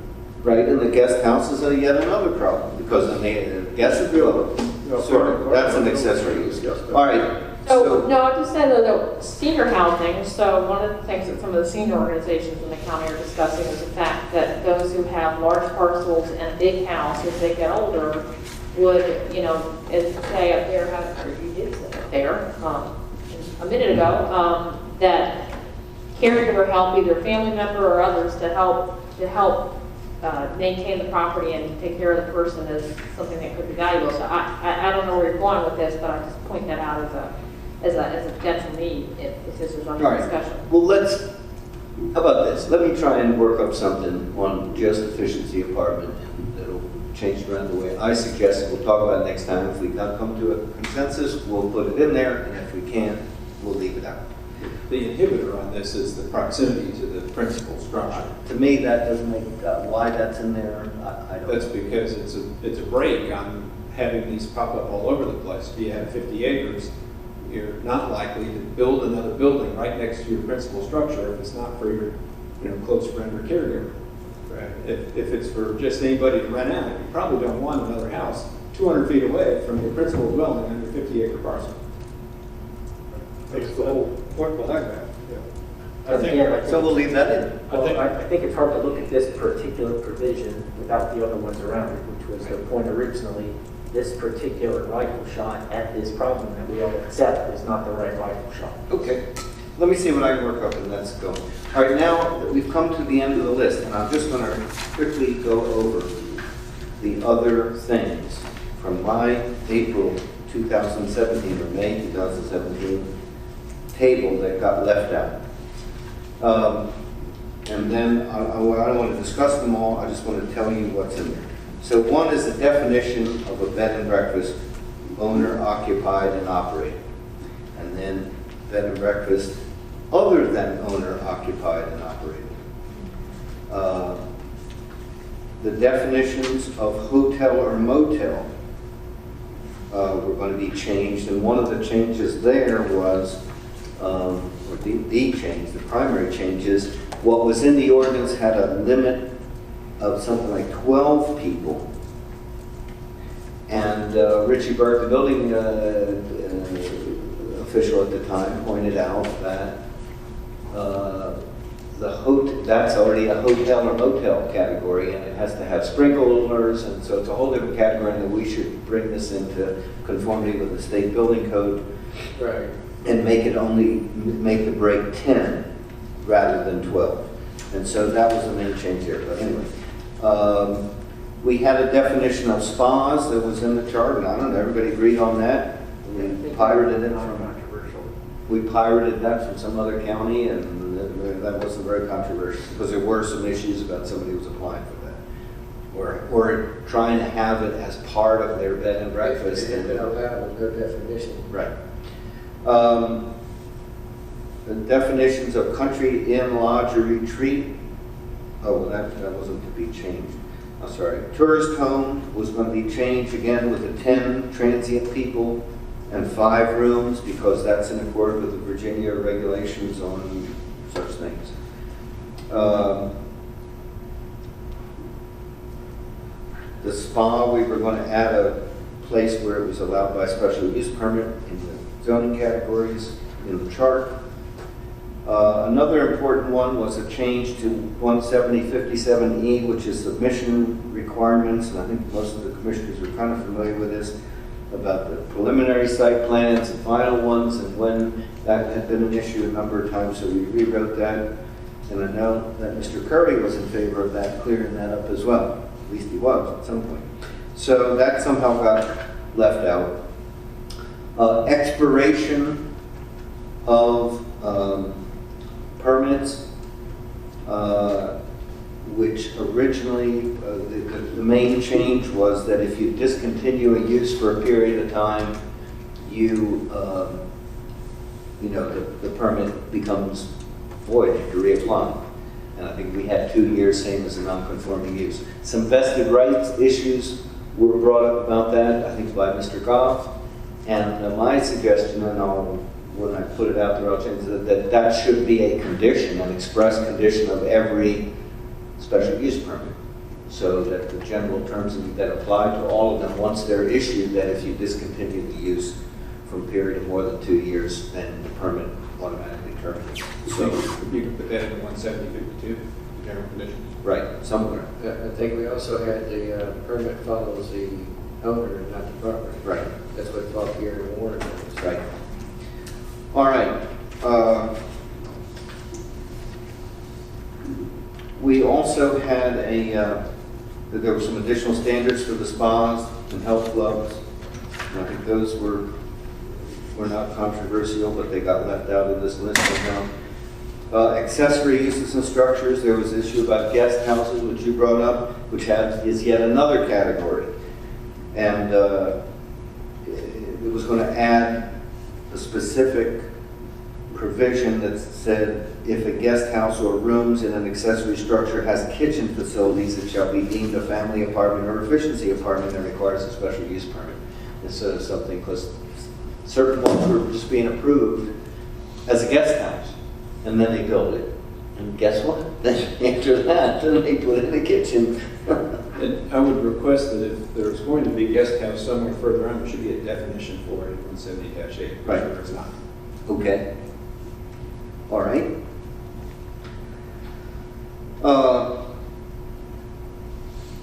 Then there was some more stuff about additional standards for bed and breakfast and so forth and so on.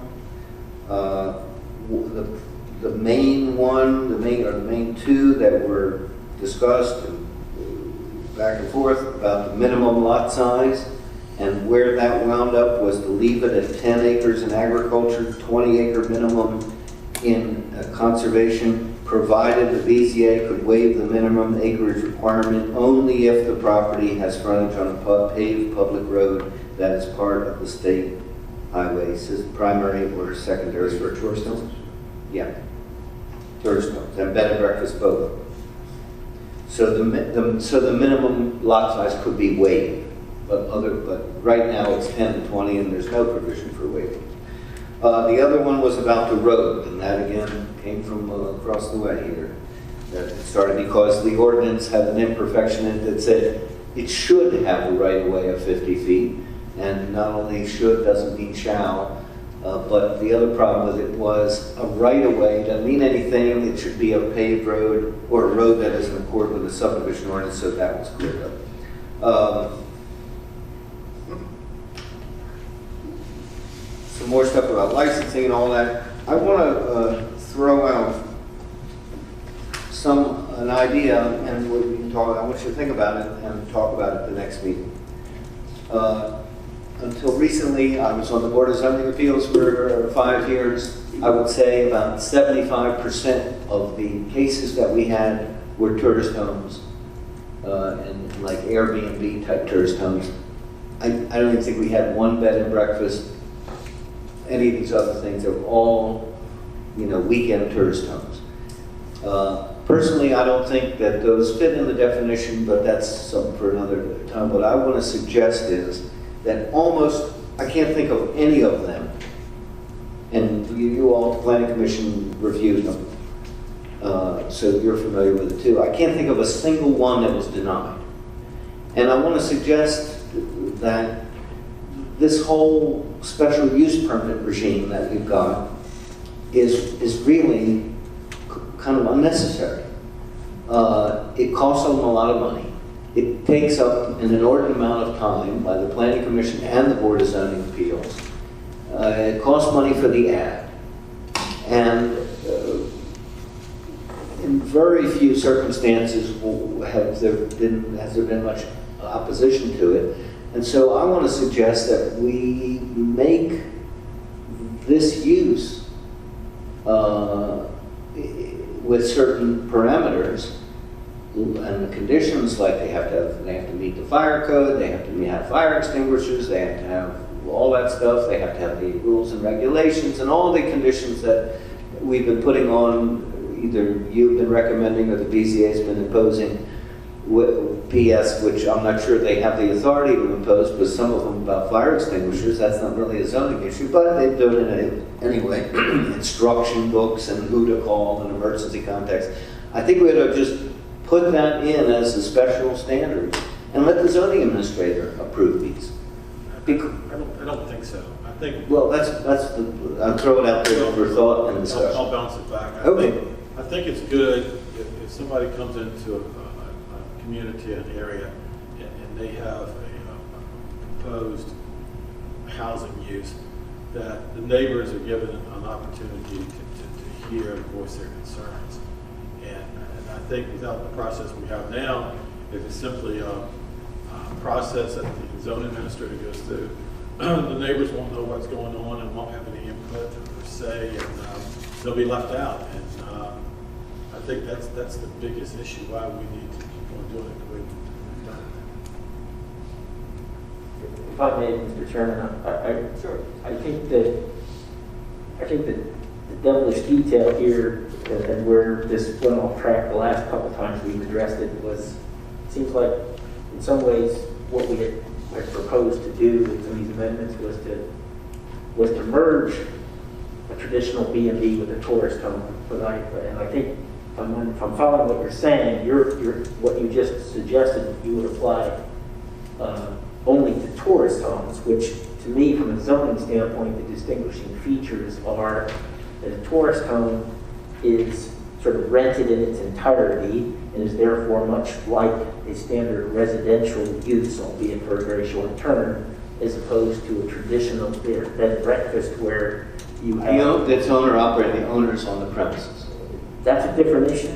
Owner on the premises is one thing, but the other is, are you renting this to, if you have a 4-bedroom house, are you renting it to a family, one transaction, or are you cycling, different parties in each of those rooms, running it more like a small-scale hotel which I think is important from a zoning and impact issue. So I think this is where, when we were struggling with some of these things before, I agree with everything you said about tourist homes, but that doesn't seem consistent with what's been proposed about otherwise merging these two things. So I think you're on to something. I think with the right parameters, and the main one being the road access, because that's where we seem to always get, if there is a controversy around these things, to my judgment, it's when there's a private road and the neighbors on the private road rightfully didn't expect it or didn't see it coming, and maybe this road maintenance agreement doesn't adequately address the concern. So I tend to agree with you, but I think this section needs work. Again, I think the issue, the edits that have been previously proposed, is that they're not quite the right solution to the problem. Well, do you want to try and do that now, or kick it down the road? Well, I think we're jumping out here, it's part of our priority to do it, but, I think we're putting too much of our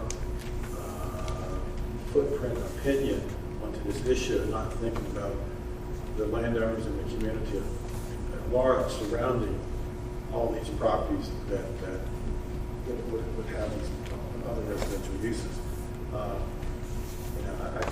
I can't see where, if you put this out here for general comment in the public, that the public is going to want basically a by right tourist home situation in the county. I just can't imagine that. Well, I think we would find out. We had a lady come in here about 4 or 5 years ago. And she had 2 or 3 properties under contract up close to where Ali Day lived, the Anderson properties they had under contract. And they were going to buy these 2 or 3 properties and have tourist homes. And not, I thought, wow, there's going to be 3 tourist homes here within a quarter of a mile.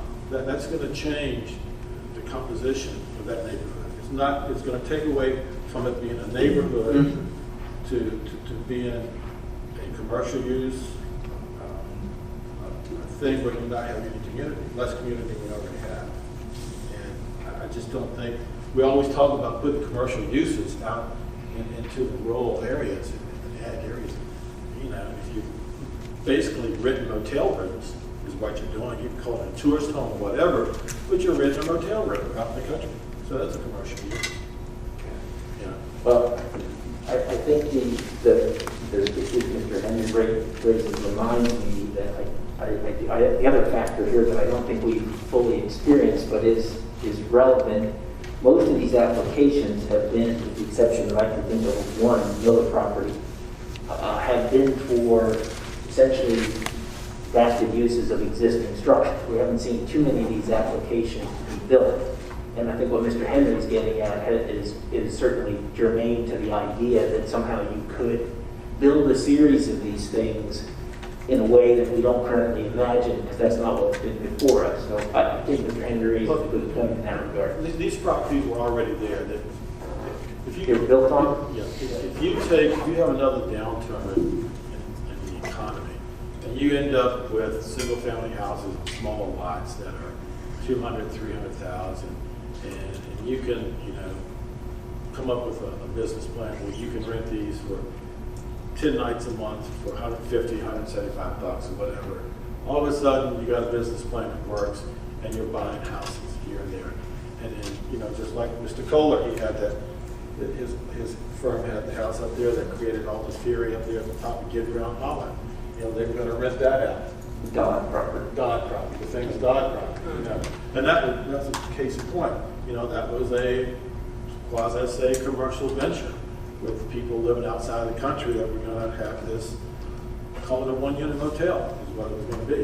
And we had concerns about it, and we went round and round and round about that. So, I don't think we're doing the county any favor if you want to go to the point of making these things about right. That's not good for the county. Well, what about, let me ask another question. Let's put in a couple, because I don't think we're going to resolve this tonight, but let me just throw this out. First of all, what about in the village commercial and village residential zones? Because the commercial operations, so whether you're talking about those kind of issues and changing the neighborhood, I don't think is that much of an issue, coupled with if it's only like 1 or 2 units and it's an owner-occupied situation. In other words, I don't think most of these are owner occupied, so I think you might be creating a hypothetical, but some of them, I would say most of them, right, lately have not been, but there have been some where the owner either lives on the same, it may be a separate structure, but it's on the same lot. But like Chris Bird, that's a good example. He's got it's not owner occupied, and again, and he lives sort of next door to it, his own house. It's in some kind of former garage or outbuilding, whatever it was. So if it's only 1 or 2 units, and it's in a commercial village or village residential zone, I'm just throwing that out as maybe those could be permitted by right. I'm just I'm trying to, maybe you're right, maybe Mr. Henry's right. I don't think we are eating up tons and tons of time with these applications. We do get them in, and we listen to them and pass them to the BZA or whatever. But I don't think that's not an exorbitant amount of time that we're spending on these things. And I think it's good for the neighbors to know what's going on in their neighborhoods. if I may, there's another point that we haven't touched on that I think has some bearing on this, and that is the cumulative number of them. And that if we do it by right, we kind of lose track of that. To me, the other argument that I've started to give greater weight to is eventually could the advent of all these tourist homes really start impacting the affordability of rental properties? Is all of our rental stock going to be used in this manner? So I think that's another argument for keeping some check on the. Well, that's been raised, and I know Mr. Mackler raised that a few times. But does that affect the affordable housing situation? Because as Al said, the business plan is you rent it out for $175 or $200 a night times 8 weekends. That's like 16. It's a lot. It's more money than it would be worth if you rented it out on a long-term basis, and so and plus. Brings money in and so forth and so on, and it's less of a hassle. They don't have kids, and they don't have junk in the yard, and they don't break as much stuff because they're only using it, 8 nights a week or instead of 30 nights a week. So, there's a lot of pros and cons that it does, but on the other hand, I would ask you the question, where in the zoning ordinance is that even a consideration? How it's going to impact the housing stock of the whole county and detract from it? Because the general provisions call for the harmony of the surrounding community.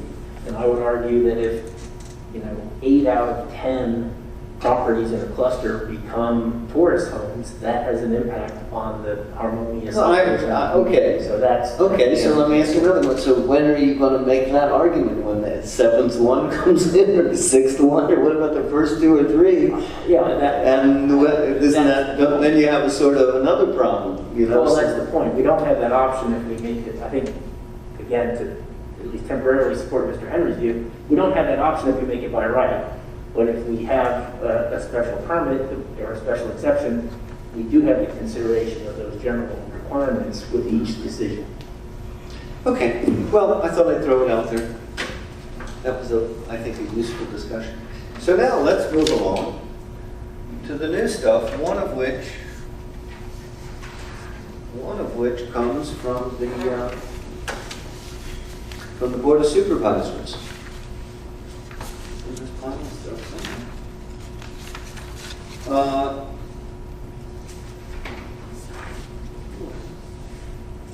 This would be food processing? Yeah, the food processing. It started out as canneries, and it kind of got expanded because I think canneries is a little bit limited. For what it's worth, as I told you when I sent it around for everybody to look at,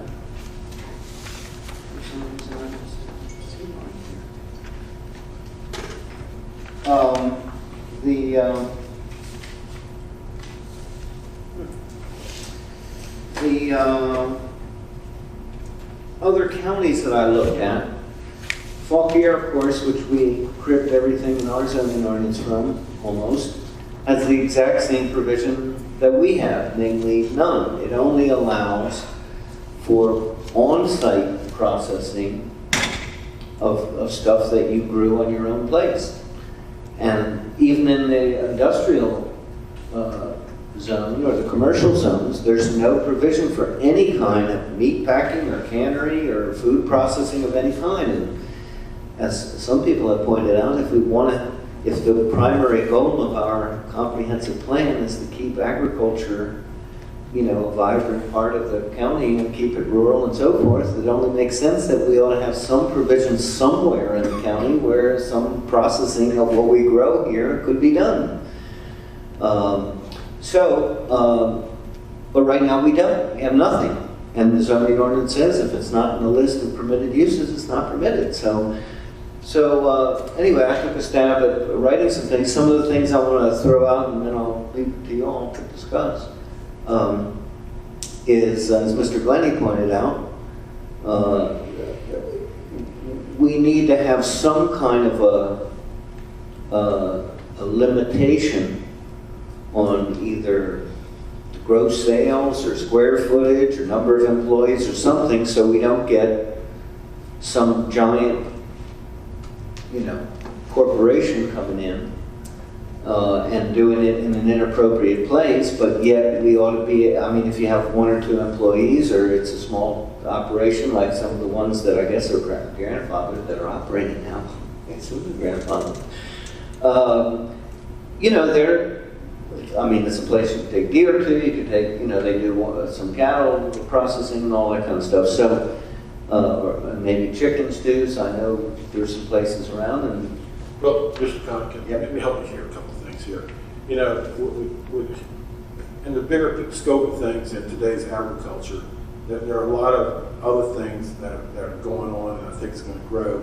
Like in the state of Virginia, you got Shawnee Springs there west of Winchester, where they do all types of jellies, they can peaches, they do all kind of private labels. A lot of the stuff is sold here in the county. Lacey Springs, Kieseltown up in Rockingham County, you have a large private cannery there. You have creameries. Up at Dayton, you have a creamery. There's different creameries around that they are producing ice cream, all kind of buttermilks, things like this. And a lot of the milk that they are using is not produced on the properties. And then another thing is commercial kitchens. There's a lot of small commercial kitchens that are scattered around the state, and these are approved by the health department. And pretty much anything, if you want to resell to the public, whether you buy 100 pounds of jelly beans and you want to put them in pound bags, they got to be bagged in a commercial kitchen. You just can't do it yourself and sell it. So, yeah. jelly beans? Yes. You buy 100 pounds of jelly beans, you got to have a commercial kitchen to bag them to sell them. So, there's a lot of things that comes into this that, we should kind of have broad enough to. Well, do you think what I've got here, or what I came up for a definition, which I cribbed from somewhere, is broad enough to do that? Well, I just think that there should be a threshold, like you said, where, whether it's 5 employees or 10,000 square foot building or some. Well, yeah, in other words, in an agriculture zone, it should be obviously something smaller and less whatever. And then, what I was going to say to finish out what I was talking about, I looked at Rockingham. Because I know about Kieseltown, because the Lions Club used to use that. And then somebody told me to look at Nelson County. Most of the counties I looked at don't have anything. If you look up, and I looked up food, and all I got was like the restaurant stuff. I looked up processing, got very little, and I looked up manufacturing, because that's most of the counties around don't. And I looked at Clark, I looked at Fauquier. Michelle told me that she looked at Page, and they only allowed an industrial district. I looked at Albemarle, I couldn't find anything. I looked at Colbeck, I couldn't really find it. So a lot of them have the same sort of Well, gap that what we. I'm leading up to is like, one more thing here is like slaughterhouses, meat processing. One of the biggest things that is holding back the development of Virginia's beef industry, and particularly the grass-fed part and the private label and all that, is the lack of processing facilities. Most of these processing facilities, whether it's Fauquier, Garden Hill, Gores, Blue Ridge, wherever, they're booking 6 months out now, killing out. So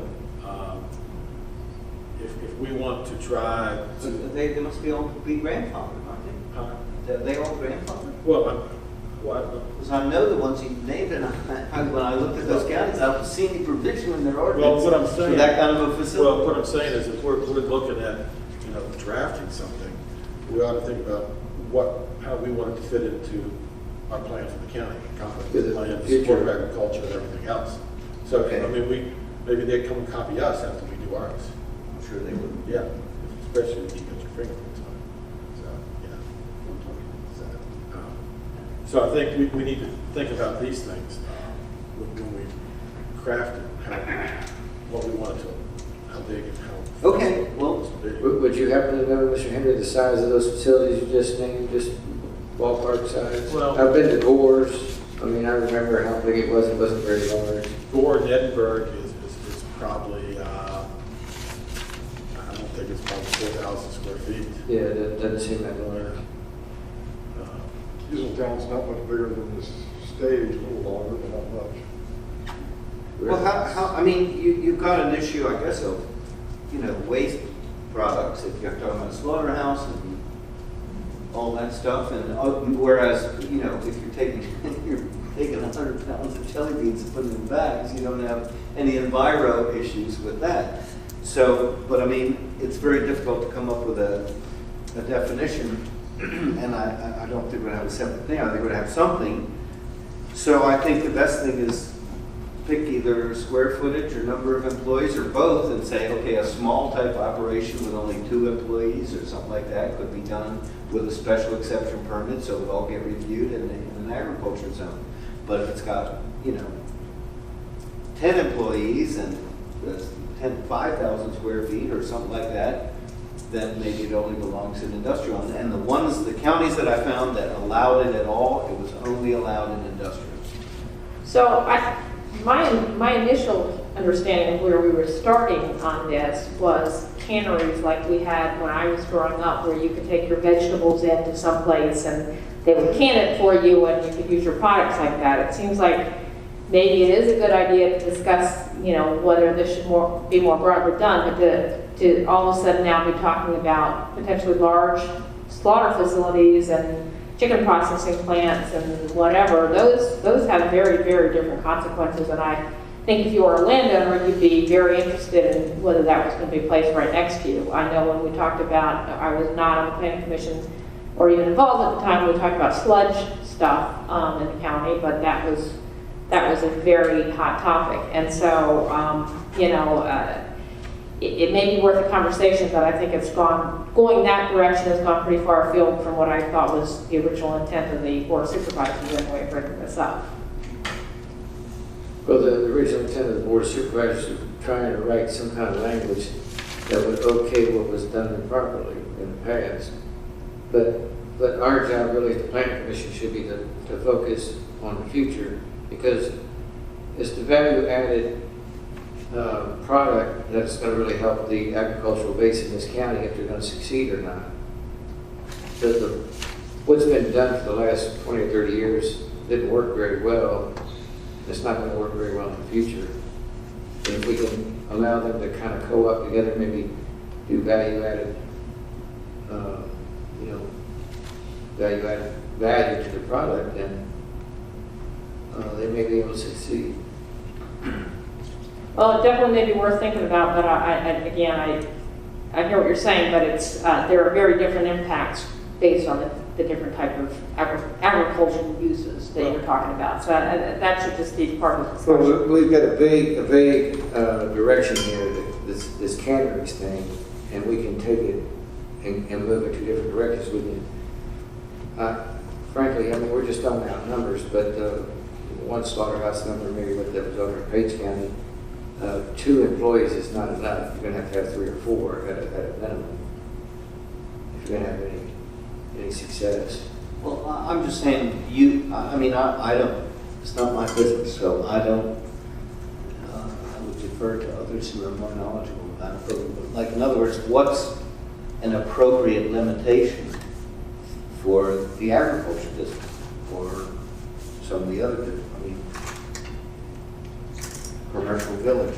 This is, this chart that's here is just something that basically Michelle made up, and I fooled around a little bit, but basically, she might have had some SEs in here, and I changed some of the SEs to SPs, but it's really just for discussion. But maybe we ought to have 2 different, like they do with the schools, and they do with the elder care or whatever those facilities are. They have so many, if it's under 10 beds or 20 beds, or it's over 20 beds, or if it's under 20 students, or it's over 20 students. Well, I think on this one, we ought to come back prepared at the very next meeting. Maybe a couple of us go in different directions and find what is working, get a size, get a number of employees type of thing, and come back with that. Okay. And I also think we should come back, again, we're talking about things with very different potential impacts. So I don't think this discussion would be complete without putting some parameters around what impacts you're talking about. Are you going to approve these regardless of whether it's well, no, they're all slaughterhouse products are going upstream, or I don't know the way it is now, but maybe based on that I change it back. It's going to be some kind of special permit. It sounds like, unless it's very, very small. And yes or no? I'm just going to point out that the Board of Supervisors passed this along with the suggestion of the table 17036 G, the special exception in ag, commercial village, commercial general, industrial, and highway commercial. Not by right anywhere, and not allowed in the other zoning. Okay. And why do we have it here by, just out of curiosity, why do you put it by special permit rather than special exception? I don't know. Because I used to be on the BZA, so it gives them something. They lobbied me that, they haven't had a meeting for 6 months, and they needed the money. And the board, the supervisors, they meet every month no matter what, so it was sort of bumming to them. But now I can say I threw it to them, and you guys said no. Well, again, I think the part. Because I am still the BZA rep, that's why. So now I did my representational thing for the BZA, and I can go back to them and say I tried, but I got overruled. So I guess I would just point out that it looks like there's also 2 forks to this, one being the sort of excessive. No pun intended, right? Yeah, right. Sounds like there's knives involved too. But the sort of auxiliary use, and again, I think if this is happening, it's probably happening in places where the common practice would probably be processing of stuff that people grow themselves, or perhaps most of what they process is what they've grown, which again, I think is, it may not be the right criteria, but if we think about that, but we don't bound ourselves to that, then again, we have this open-endedness that I think we want to have. Well, I don't think the board understands where agriculture is going to today. I travel when I was in Pennsylvania. Us or the board of supervisors? Us, right here. Oh, well, we're the commission. Yeah, well, commission board. Okay. Anyway, I don't think we understand where agriculture is going today. I spent every week in Dayton. I was in Shippensburg today with the Amish up there. And you don't understand, I don't think, where agriculture is moving and what's going on. And I think if Rappahannock County, has a ton of cattle here, and how do you make efficient use of the cattle? And we got land here, and at one time we grew apples, and apples were what made this county great. That's why we got all the open space that we have today in this county, is because of apples. And it's a shame that we live so close to all these metropolitan areas, and we don't produce any real food here to feed these big populations that occupy, the seaboard. So I think if you want to make some policy here, you ought to get somebody in here like Ken or Love or somebody to tell us what the trends are and what's going on, whether it's in dairy or fruit, vegetables, and whatever, and to better understand if we want to try to create something other than a waiting room here for heaven or hell to try to make this county productive a little bit and give somebody an opportunity to use some of this land and understanding the concerns about runoff and pollution and water and all this. But all these things are getting done someplace else addressing these problems. So it's not an insurmountable or difficult problem to solve. But So you suggest that we invite him? yeah, I think we ought to invite Ken Love here with that thing. You want to do that? Yeah, all right. Yeah. All right, great. Yeah. Next week. And we'll show him what I mean,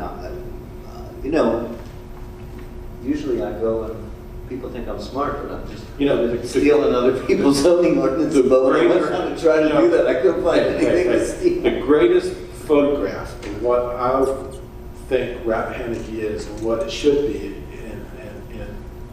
in the direction and inspiration that we should have is the photograph that was in the Rappahannock News last week or week before of Megan Clark sitting in front of like 6 bushels of peaches. I thought that says a lot about Rappahannock County where we should be headed. Okay. Put that on the cover of the comprehensive. Yeah, we should. We never discussed that. We should. All right. Well, let's move on from this. I think that was a worthwhile discussion. And you'll invite Ken to the September, what is it, 16th, I think? 15th, 16th? 16th, right.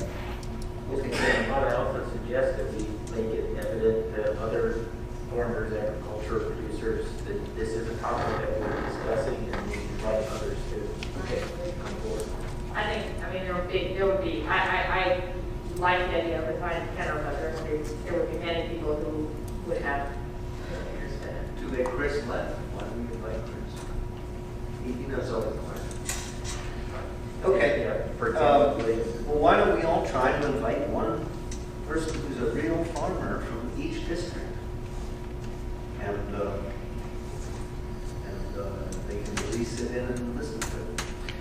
All right, so last but not least, the wireless facilities amendments, which I just I changed all the shoulds back to shalls or musts, and pretty much cribbed what was in the comp plan into the appropriate ordinance sections.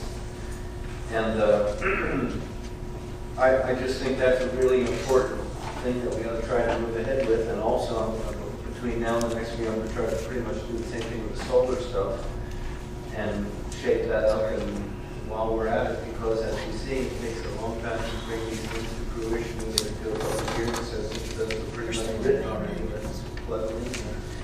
Unless somebody else has some reason you shouldn't. Does anybody have any comments on pages 3 to the end of this? well, the wire comments, I have not gone through the trace of the changes, but as I think I've stated in many of the previous meetings, I felt like a lot of the stuff, this is where it belongs more than it belongs in the comp plan. So I'm not sure that, well, I do think we're creating, part of the challenge I think we have is, if we now have the same language in 2 different places, we're creating a bit of a logistical tracking issue, but we've already done the other part, so this is the part that I think actually is where it really belongs, and I appreciate that you put it together. The audio is off. What? The audio is off. The audio is on. Maybe he's just not talking to us. Okay, here. Some, It's on. It's just some people aren't talking in the mic. sorry, maybe I drifted from the mic. And can you hear? Good, this time? You're the only one we can hear very well. She's the only one that's The talking. mics are off. Beg pardon? I said it's like the mics are off. I think it's that I and others may not be close enough to the mic. If you're not very close, We probably hit a time limit. What? We probably hit a time limit for the evening, I'm guessing. Yeah. I do have a constructive comment, sir, and that is that you probably should allow the comprehensive plan to be adopted with the language you recommended before, supposing that that language will in fact be adopted before you suggest and hold public hearings on language that relies on the comprehensive plan. Well, I figured I'd have it covered either way. Yeah, I really don't think this is going to get done before the comp plan. My view is, even if it were taken out of the comp plan, which I thought it should be, it belongs here, and it would stand on its own with more general language in the comp plan. I would agree with Mr. Light on that point. I mean, there are some things in here that are not, that need to be gone through. It's not, We already went through it, so why do we have to go through it? because some of it's may not, some of it's just editorial things that need to be changed. Well, everybody look at it and we'll discuss it more at the next meeting. So before we adjourn, back to Diane Bruce's point, which sort of got lost in the shuffle here, is everybody has seen this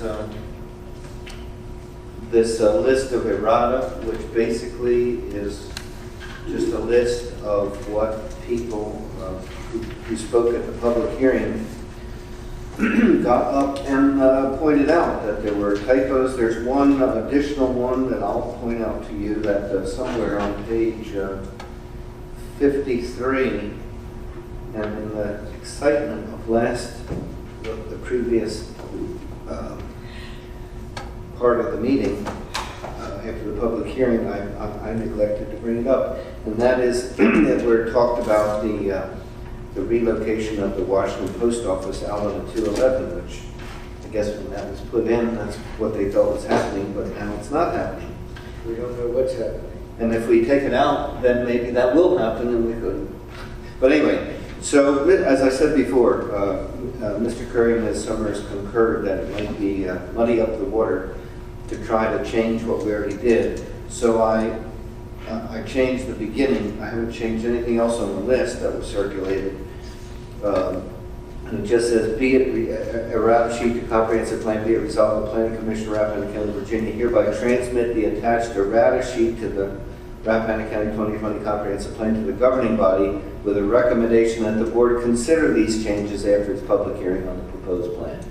So it's not, we're just doing it as an afterthought. So unless there's some. Yes, Mr. Chairman, I have a comment on this. I think I don't have any issue with most of them, but there's one that strikes me as different from the others, and that is the reference to an individual property being Okay. out. You want to take that on? Yeah, I mean, I think the question I have there is that based on some recognition of an error in the way the rules of looking at access to the sewer? I think so. I mean, I have to say that I'm not really familiar with exactly which was that property, and so when I saw the map, I thought I knew which one it was, but apparently I was mistaken. And so and this was before the public hearing, this was a month or two ago, looked at it and thought there was an issue there. And so, in other words, there was some property between Woodard Road and 211 that wasn't colored in as part of the Village of Sperry. So I asked Michelle to check on that, and she did, and she tells me that they went over the map, the sewer system map, and that was all sent down to PD9, and what came back is what came back, but apparently somehow the property that we were talking about didn't get included for some reason. So, but I don't think that's, I mean, I'll have to bring that up or whatever. Yeah, to me, if we define the process and said let the boundary fall where it will based on Right. the access, that's what we should stick to. We can do it. All right. Thank you. So the last thing on the second page I've struck.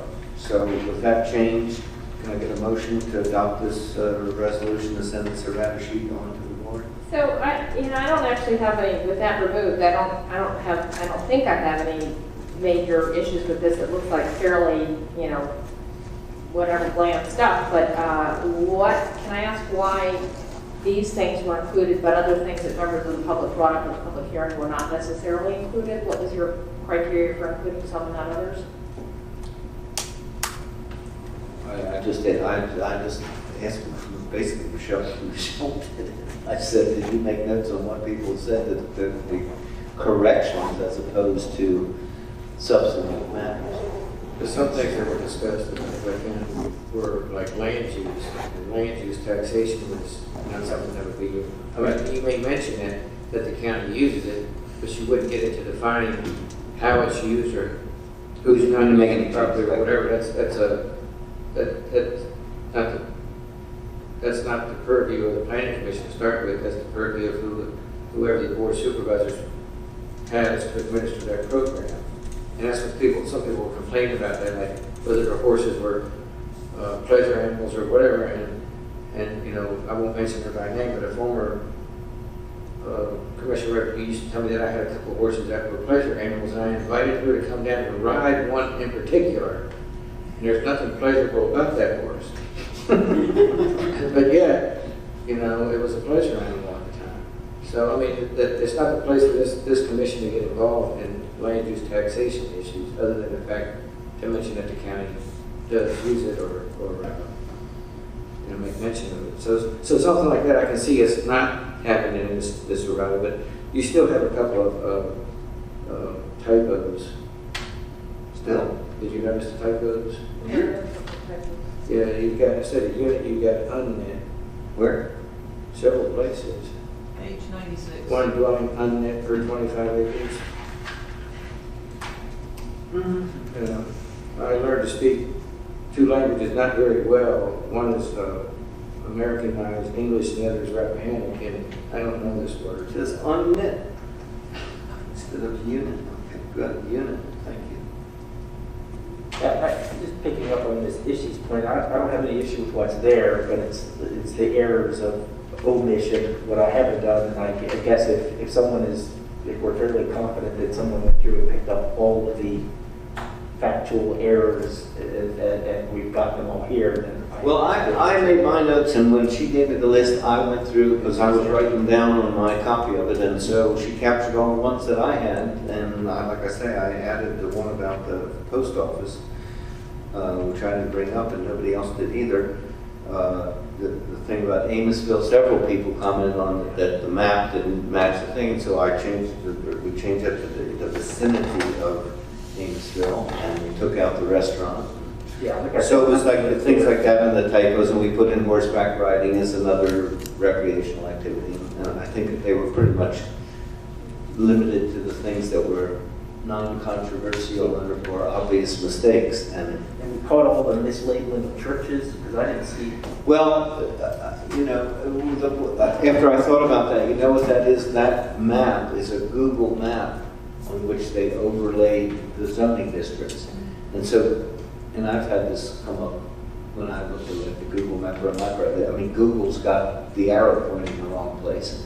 So I'm not sure how they can change that. But Michelle said she was going to talk to him, and if they get that map fixed up, they can fix it. Yeah, that was the only one that I didn't see, but again, I'm fine with everything that's there. Okay. So, I guess go back one moment to what Mr. Light brought up about the Taylor property in Sperryville, eliminating that particular name.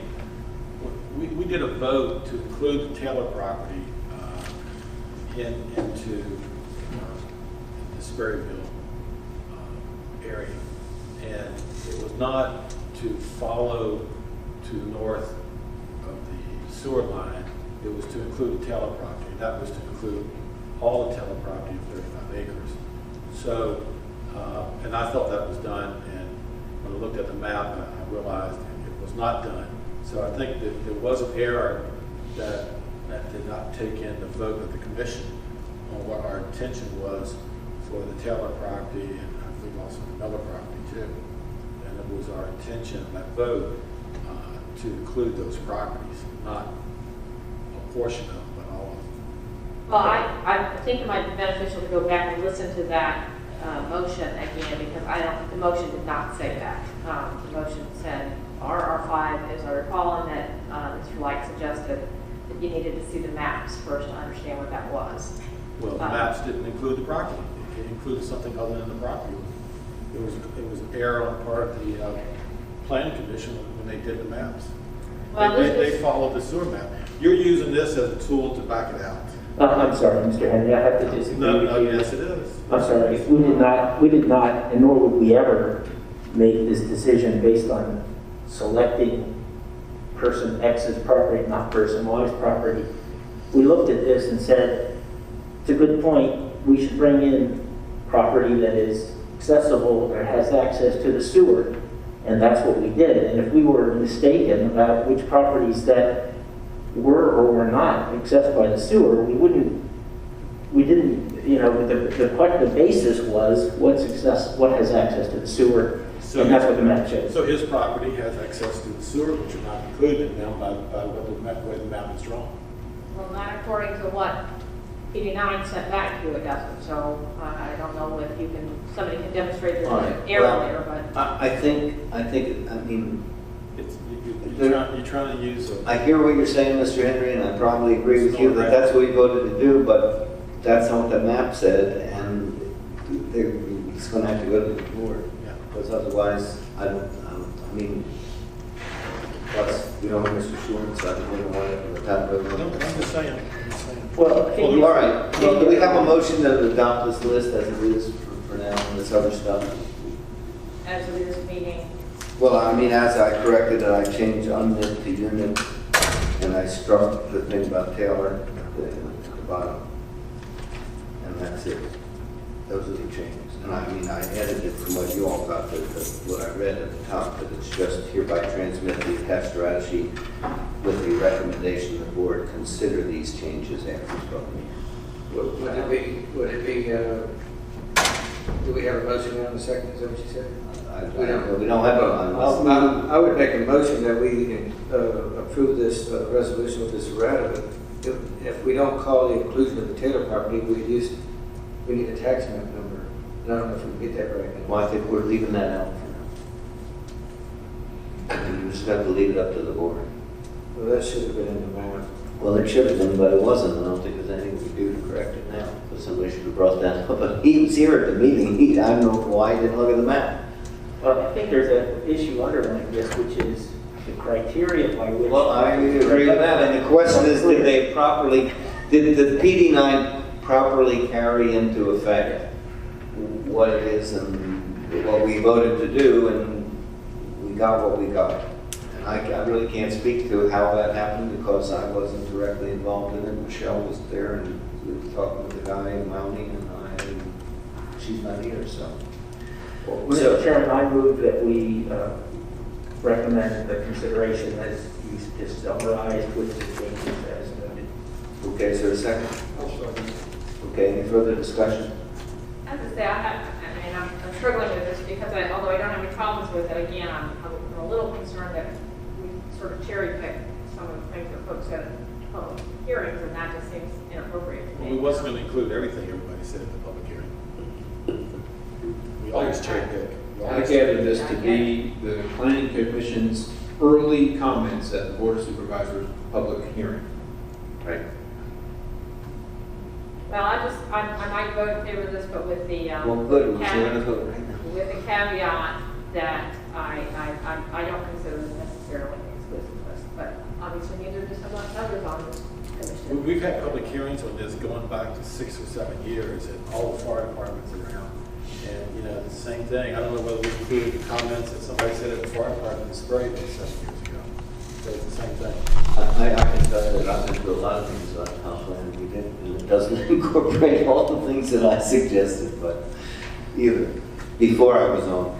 So, all right, we got a motion and a second. Let's vote on it. Mr. Fraser? Reluctantly. Aye? Okay, wait.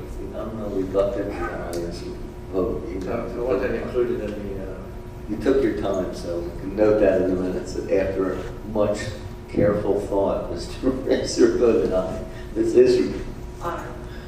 quickly she voted aye. Light. Aye. Kohler. Aye. Henry. No. Connick. Aye. All right.